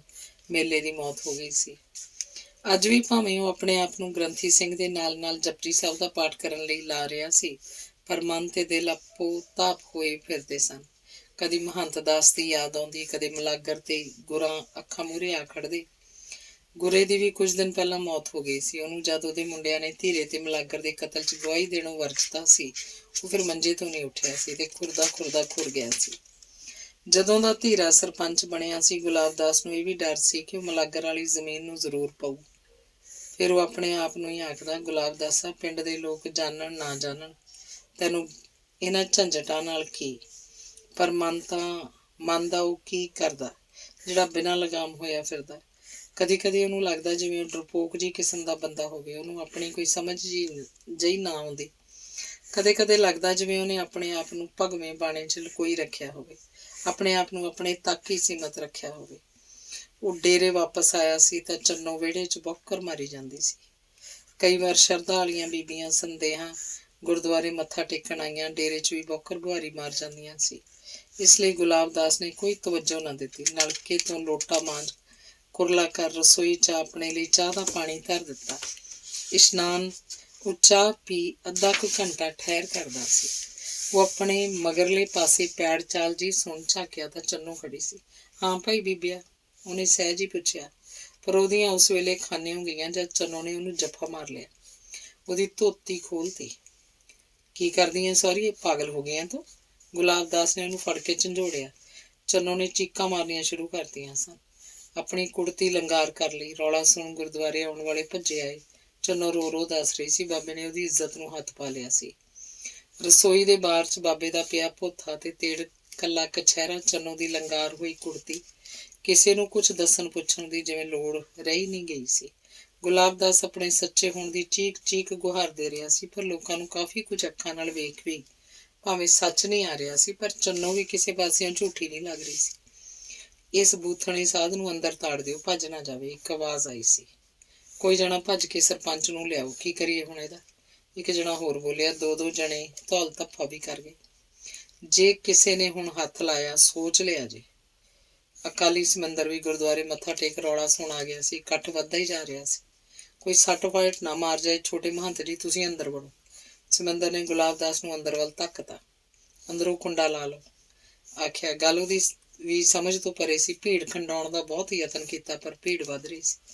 ਛੋਟੇ ਮਹੰਤ ਜੀ, ਇਹ ਕੰਮ ਨਹੀਂ ਕਰ ਸਕਦੇ। ਕੋਈ ਕਾਰਨ ਹੋਰ ਆ। ਇਹ ਜਵਾਨੀ ਵੇਲੇ ਤੋਂ ਇੱਥੇ ਆ। ਉਂਗਲ ਨਹੀਂ ਉੱਠੀ ਇਹਨਾਂ ਤੇ। ਸਮੰਦਰ ਚੀਕ ਚੀਕ ਆਖ ਰਿਹਾ ਸੀ। ਗੁਲਾਬ ਦੇ ਹੱਕ 'ਚ ਹੋਰ ਵੀ ਆਵਾਜ਼ਾਂ ਉੱਠ ਰਹੀਆਂ ਸੀ। ਚੰਨੋ ਚੀਕਾਂ ਮਾਰਦੀ ਆਪਣੇ ਘਰ ਵੱਲ ਤੁਰ ਗਈ ਸੀ। ਧੀਰਾ ਵੀ ਆ ਗਿਆ ਸੀ। ਉਹਨੇ ਆਖਿਆ ਸੀ ਕਿ ਘੰਟਾ ਘੜੀ ਠਹਿਰ ਕੇ ਪੰਚਾਇਤ ਜੁੜੂ, ਫਿਰ ਵੇਖਾਂਗੇ ਕੀ ਕਰਨਾ। ਚੰਨੋ ਨੂੰ ਵੀ ਕੋਲ ਬਿਠਾਵਾਂਗੇ। ਹੁਣ ਤਾਂ ਉਹ ਘਬਰਾਈ ਹੈ। ਗੱਲਾਂ ਗੱਲ ਕਰਨ ਜੋਗੀ ਹੋ ਜਾਣਦੀ ਏ। ਫੇਰ ਆਉਣਾ ਮੈਂ ਵੀ ਠਹਿਰ ਕੇ। ਆਖ ਧੀਰਾ ਆਪਣੇ ਘਰ ਵੱਲ ਤੁਰ ਗਿਆ ਸੀ। ਉਹ ਪੂਰਾ ਖੁਸ਼ ਸੀ। ਉਹਦਾ ਚਲਾਇਆ ਤੀਰ ਨਿਸ਼ਾਨੇ ਤੇ ਲੱਗ ਚੁੱਕਾ ਸੀ। ਸਮਿੰਦਰ ਅਕਾਲੀ ਸੋਚ ਰਿਹਾ ਸੀ ਕਿ ਗੁਲਾਬ ਦਾਸ ਨੂੰ ਇੱਥੋਂ ਕੱਢ ਕੇ ਕਿਉਂ ਨਾ ਆਪਣੇ ਘਰ ਵੱਲ ਲੈ ਜਾਏ, ਪਰ ਮਨਾ ਉਹਨੂੰ ਅੰਦਰੋਂ ਬਾਹਰ ਕੱਢਦਿਆਂ ਹੀ ਲੋਕ ਇੱਟਾਂ ਰੋੜੇ ਨਾਲ ਚਲਾਉਣ ਲੱਗ ਪੈਣ। ਸੋਚ ਉੱਥੇ ਹੀ ਬੈਂਚ ਤੇ ਬੈਠ ਗਿਆ। ਗੱਲ ਉਹਦੀ ਵੀ ਸਮਝੋਂ ਬਾਹਰ ਸੀ। ਗੁਲਾਬ ਦਾਸ ਅੰਦਰੋਂ ਕੁੰਡੀ ਲਾ ਸਿਰ ਫੜੀ ਬੈਠਾ ਸੀ। ਕੁਛ ਔੜ ਹੀ ਨਹੀਂ ਰਿਹਾ ਸੀ। ਦਿਮਾਗ ਸੁੰਨ ਸੀ। ਉਹ ਇੰਨੀ ਗੱਲ ਤਾਂ ਸਮਝ ਹੀ ਗਿਆ ਸੀ, ਇਹ ਖੇਡ ਧੀਰੇ ਦੀ ਖੇਡੀ ਸੀ, ਪਰ ਇਸ ਖੇਡ ਦਾ ਅੱਗੇ ਕੀ ਨਿਬੜਨਾ ਸੀ, ਸੋਚ ਹੀ ਰੂਹ ਫਨਾਹ ਹੋ ਰਹੀ ਸੀ। ਜੇ ਉਹਨੂੰ ਹੁਣੇ ਬਾਹਰ ਕੱਢਿਆ ਜਾਂਦਾ ਤਾਂ ਲੋਕਾਂ ਪਤਾ ਨਹੀਂ ਕੀ ਦੁਰਗਤੀ ਕਰਨੀ ਸੀ। ਉਹ ਕਿੰਨਾ ਵੀ ਚੀਕ ਚੀਕ ਆਪਣੀ ਸੱਚਾਈ ਪੇਸ਼ ਕਰਦਾ, ਲੋਕਾਂ ਸੱਚ ਨਹੀਂ ਮੰਨਣਾ ਸੀ। ਉਹਦੇ ਤਾਂ ਅਜੇ ਵੀ ਤੇੜ ਕਚਹਿਰਾ ਸੀ। ਭੋਥਾ ਤਾਂ ਅਜੇ ਵੀ ਰਸੋਈ ਦੇ ਬਾਹਰ 'ਚ ਪਿਆ ਹੋ। ਜੇ ਮੈਨੂੰ ਪੁਲਿਸ ਨੂੰ ਫੜਾ ਦਿੱਤਾ, ਇੰਨੀ ਬੇਇੱਜ਼ਤੀ ਹੋ। ਮੈਂ ਪਿੰਡ ਨੂੰ ਚੀਕ ਚੀਕ ਕਿਵੇਂ ਆਖਾਂ, ਲੋਕੋ ਮੈਂ ਤਾਂ ਔਰਤ ਦੇ ਕਾਬਲ ਹੀ ਨਹੀਂ ਸੀ, ਭਾਵੇਂ ਮੇਰੀ ਡਾਕਟਰੀ ਕਰਵਾ ਲਓ। ਪਰ ਗੁਲਾਬ ਹੁਣ ਲੱਥੀ ਹੱਥ ਨਹੀਂ ਆਉਣੀ। ਗੁਲਾਬ ਦਾਸ ਨੂੰ ਪਤਾ ਵੀ ਨਾ ਲੱਗਾ ਕਦ ਉਹਦਾ ਹੱਥ ਸੰਖੀਏ ਜ਼ਹਿਰ ਵੱਲ ਗਿਆ, ਜਿਹੜਾ ਕੁਝ ਦਿਨ ਪਹਿਲਾਂ ਹੀ ਉਹ ਇੱਕ ਦਵਾਈ 'ਚ ਪਾਉਣ ਲਈ ਲਿਆਇਆ ਸੀ। ਜ਼ਹਿਰ ਖਾਣ ਤੋਂ ਪਹਿਲਾਂ ਇੱਕ ਕਾਗਜ਼ ਲੈ ਇੰਨੇ ਹੀ ਸ਼ਬਦ ਝਰੀਟੇ, ਮੈਂ ਨਿਰਦੋਸ਼ ਹਾਂ, ਤੇ ਆਪਣੇ ਤੇੜ ਹੋਰ ਚਾਦਰ ਚੱਕ ਵੜ ਲਈ ਤੇ ਫਿਰ ਸਾਰੀ ਸ਼ੀਸ਼ੀ ਵਿਚਲਾ ਸੰਖਿਆ ਆਪਣੇ ਮੂੰਹ 'ਚੋਂ ਲੱਦ ਗਿਆ। ਸਾਰੇ ਪਿੰਡ 'ਚ ਹੋ ਹੱਲਾ ਮਚ ਗਿਆ ਸੀ, ਪਰ ਲੋਕ ਸੱਚ ਨਹੀਂ ਮੰਨ ਰਹੇ ਸੀ। ਗੁਲਾਬ ਦਾਸ ਇੰਨਾ ਘਿਨਾਉਣਾ ਕਰਮ ਨਹੀਂ ਕਰ ਸਕਦਾ ਸੀ। ਸਾਰੇ ਪਿੰਡ ਦੀਆਂ ਬੁੜੀਆਂ ਆਖ ਰਹੀਆਂ ਸੀ ਕਿ ਉਹਨੇ ਤਾਂ ਕਦੇ ਸਿਰ ਉੱਚਾ ਕਰਕੇ ਨਹੀਂ ਦੇਖਿਆ। ਇਹ ਨਿਰਾ ਝੂਠ ਸੀ, ਪਰ ਕਈ ਲੋਕ ਆਖ ਰਹੇ ਸੀ ਕਿ ਕਾਮ ਨੇ ਸਾਧ ਦੀ ਸੁਰਤ ਮਾਰਤੀ ਸੀ। ਉਹ ਚੰਨੋ ਕੱਲੀ ਨੂੰ ਵੇਖ ਹਲਕ ਗਿਆ ਸੀ ਤੇ ਹਲਕੇ ਦਾ ਇੱਕੋ ਹੱਲ ਸੀ। ਜਦ ਬਾਹਰ ਖੋਲ੍ਹਿਆ ਤਾਂ ਅੰਦਰ ਗੁਲਾਬ ਦਾਸ ਦੀ ਲਾਸ਼ ਪਈ ਸੀ। ਸਾਰਾ ਪਿੰਡ ਤਰਾਸ ਕਰਨ ਲੱਗ ਪਿਆ ਸੀ। ਚੰਨੋ ਨੂੰ ਪਤਾ ਲੱਗਾ ਤਾਂ ਉਹ ਆਪਣੇ ਜੁੰਡੇ ਪੱਟਣ ਲੱਗ ਪਈ ਕਿ ਇਹ ਪਾਪ ਉਹ ਤੋਂ ਹੋ ਗਿਆ ਸੀ। ਉਹ ਧੀਰੇ ਸਰਪੰਚ ਦੇ ਹੱਥਾਂ 'ਚ ਆ ਗਈ ਸੀ। ਚੰਨੋ ਕਮਲਿਆਂ ਵਾਂਗ ਕਰਨ ਲੱਗ ਪਈ ਸੀ ਤੇ ਜੁੰਡੇ ਖਿਲਾਰੀ ਖੇਤਾਂ ਵੱਲ ਨਿਕਲ ਗਈ ਸੀ। ਉਹਨੂੰ ਮਾਨਸਿਕ ਧੱਕਾ ਲੱਗਾ ਸੀ। ਉਹ ਪਾਗਲ ਹੋ ਗਈ ਸੀ। ਲੋਕਾਂ ਸਾਹਮਣੇ ਸਾਰੀ ਅਸਲੀਅਤ ਆ ਗਈ। ਮੈਂ ਨਿਰਦੋਸ਼ ਹਾਂ, ਕਾਗਜ਼ ਤੇ ਲਿਖਿਆ ਅਕਾਲੀ ਸਮਿੰਦਰ ਬਾਰ-ਬਾਰ ਪੜ੍ਹ ਰਿਹਾ ਸੀ। ਹੁਣ ਸਾਰਾ ਪਿੰਡ ਧੀਰੇ ਨੂੰ ਕੋਸ ਰਿਹਾ ਸੀ, ਪਰ ਧੀਰਾ ਕਿੱਥੇ ਸੀ? ਉਹ ਟਾਲਾ ਵੱਟ ਗਿਆ ਸੀ। ਜੋ ਹੋਣਾ ਸੀ ਹੋ ਗਿਆ। ਸੰਸਕਾਰ ਦੀ ਤਿਆਰੀ ਕਰੋ, ਸਿਆਣੇ ਆਦਮੀਆਂ ਆਖਿਆ ਸੀ। ਮੈਂ ਤਾਂ ਕਹਿੰਦਾ ਧੀਰੇ ਤੇ ਪਰਚਾ ਕਰਾਓ। ਇੱਕ ਆਵਾਜ਼ ਆਈ। ਹਾਂ ਪਰਚਾ ਕਰਾਓ। ਕਈ ਆਵਾਜ਼ਾਂ ਨੇ ਹੁੰਗਾਰਾ ਦਿੱਤਾ। ਧੀਰੇ ਨੂੰ ਲਿਖਾ ਕੇ ਕੀ ਕਰ ਲਾਂਗੇ? ਚੁੱਪ ਕਰਕੇ ਸੰਸਕਾਰ ਕਰ ਦਿਓ। ਛੋਟੇ ਮਹੰਤ ਜੀ ਤਾਂ ਹੁਣ ਮੁੜਨ ਨਹੀਂ ਲੱਗੇ। ਅਕਾਲੀ ਸਮਿੰਦਰ ਅੱਖਾਂ ਭਰੀ ਬੋਲਿਆ। ਕਈ ਤਾਂ ਉੱਚੀ ਉੱਚੀ ਰੋ ਰਹੇ ਸਨ। ਹਰੇਕ ਔਰਤ ਦੀਆਂ ਅੱਖਾਂ ਸਿੱਲੀਆਂ ਸਨ। ਮੂੰਹੋਂ ਮੂੰਹ ਲੋਕ ਧੀਰੇ ਨੂੰ ਗਾਲਾਂ ਕੱਢ ਰਹੇ ਸੀ। ਸਮਿੰਦਰ ਦੀ ਗੱਲ ਸਹੀ ਹੈ। ਛੋਟੇ ਮਹੰਤ ਜੀ ਦਾ ਮੁਰਦਾ ਨਾ ਰੋਲੀਏ, ਸੰਸਕਾਰ ਕਰੀਏ। ਸੰਤ ਲੋਕ ਦੀ ਚੀਰ ਫਾੜ ਕਾਹਨੂੰ ਕਰਾਉਣੀ ਆ? ਹੁਣ ਇਸ ਪਾਪ ਤੋਂ ਬਚ ਜਾਈਏ। ਹਰਮੇਲ ਸਿੰਘ ਨੇ ਆਖਿਆ। ਜਿਉਂ ਡੇਰੇ ਨਾਮ ਮਲਾਗਰ ਨੇ ਜ਼ਮੀਨ ਕਰਾਈ ਸੀ, ਧੀਰਾ ਉਦੋਂ ਦਾ ਔਖਾ ਸੀ। ਉਹਨੂੰ ਵੀ ਅੱਪੜ ਪਊ, ਕੋਈ ਸੌਖਾ ਕਰਨ ਵਾਲਾ। ਲੋਕ ਗੱਲਾਂ ਕਰ ਰਹੇ ਸਨ। ਗੁਲਾਬ ਦਾ ਸਰੀਰ ਬਰਾਂਡੇ 'ਚ ਤਖਤ ਪੋਸ਼ ਤੇ ਰੱਖ ਦਿੱਤਾ ਗਿਆ ਸੀ।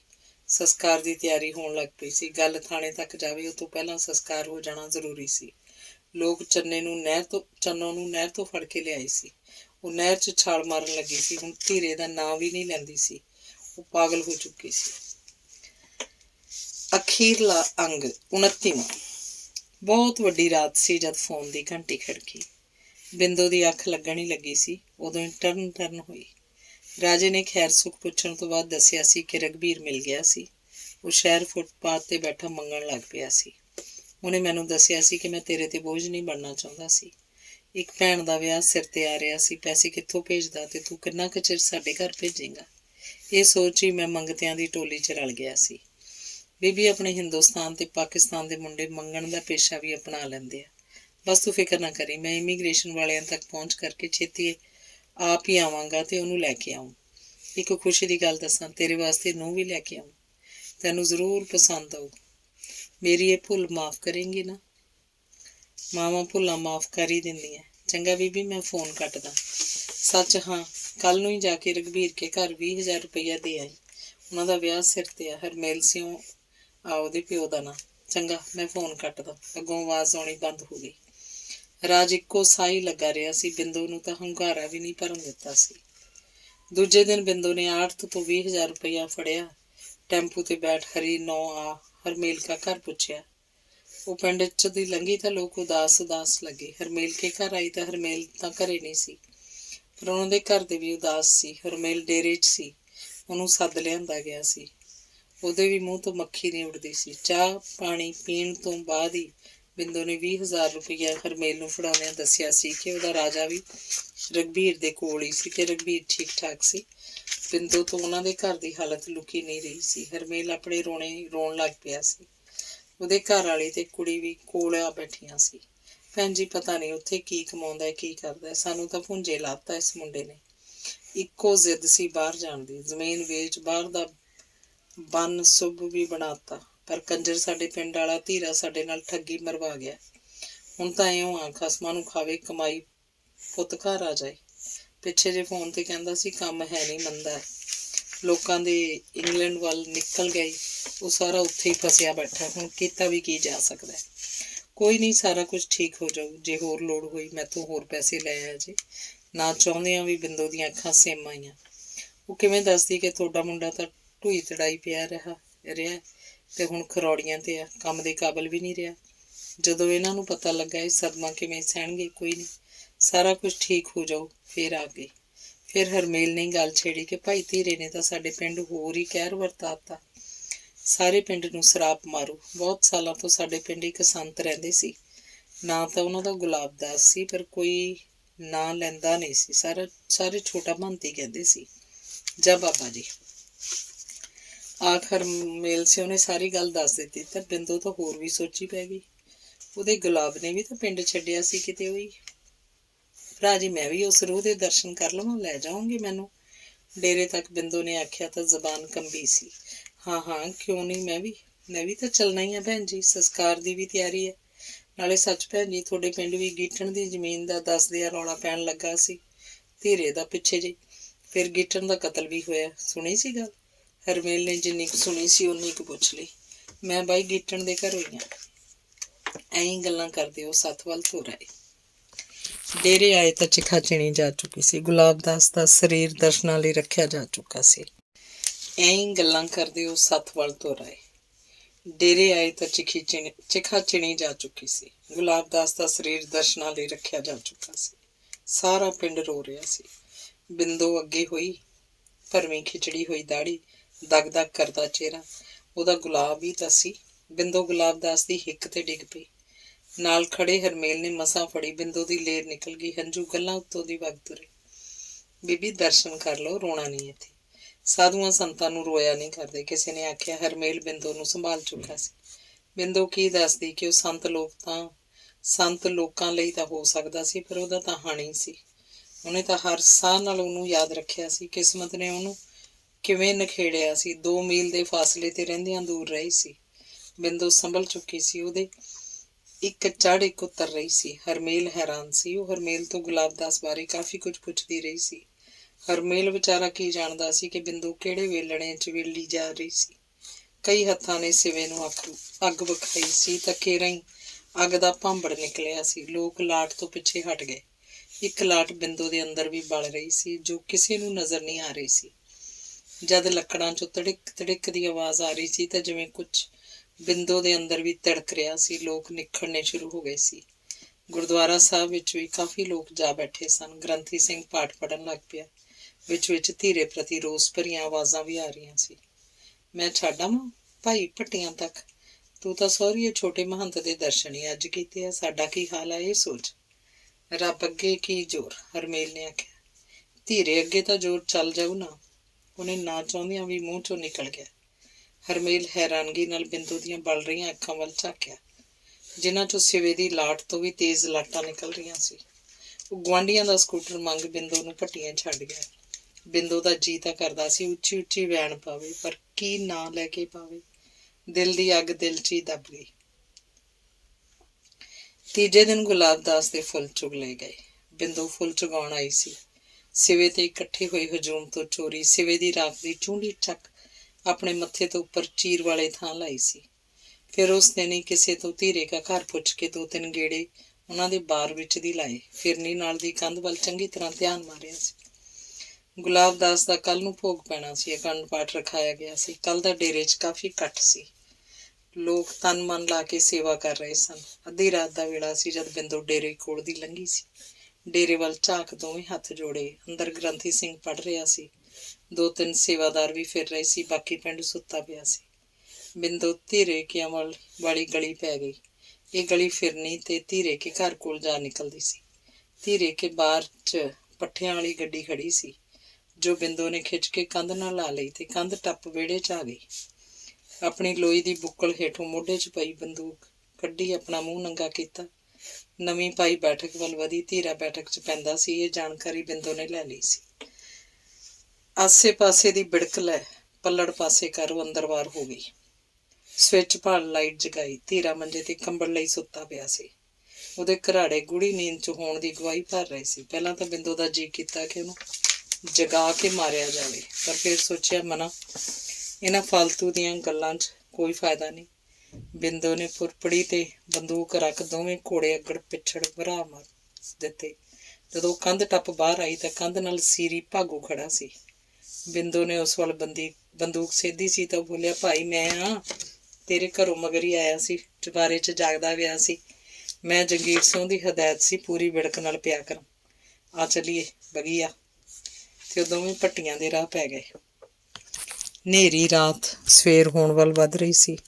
ਬਿੰਦੋ ਸੋਚਦੀ ਜਾ ਰਹੀ ਸੀ, ਆਦਮੀ ਦਾ ਜੀਵਨ ਇੱਕ ਨਦੀ ਦੀ ਤਰ੍ਹਾਂ ਹੀ ਤਾਂ ਹੈ, ਵਲ ਵਲੇਵੇਂ ਖਾਂਦਾ, ਕਿਤੇ ਸ਼ਾਂਤ ਕਿਤੇ ਅਸ਼ਾਂਤ, ਟੇਢਾ ਮੇਢਾ ਆਪਣੇ ਅੰਤ ਵੱਲ ਵਧਿਆ ਜਾਂਦਾ ਹੈ। ਧੰਨਵਾਦ। ਸਮਾਪਤ।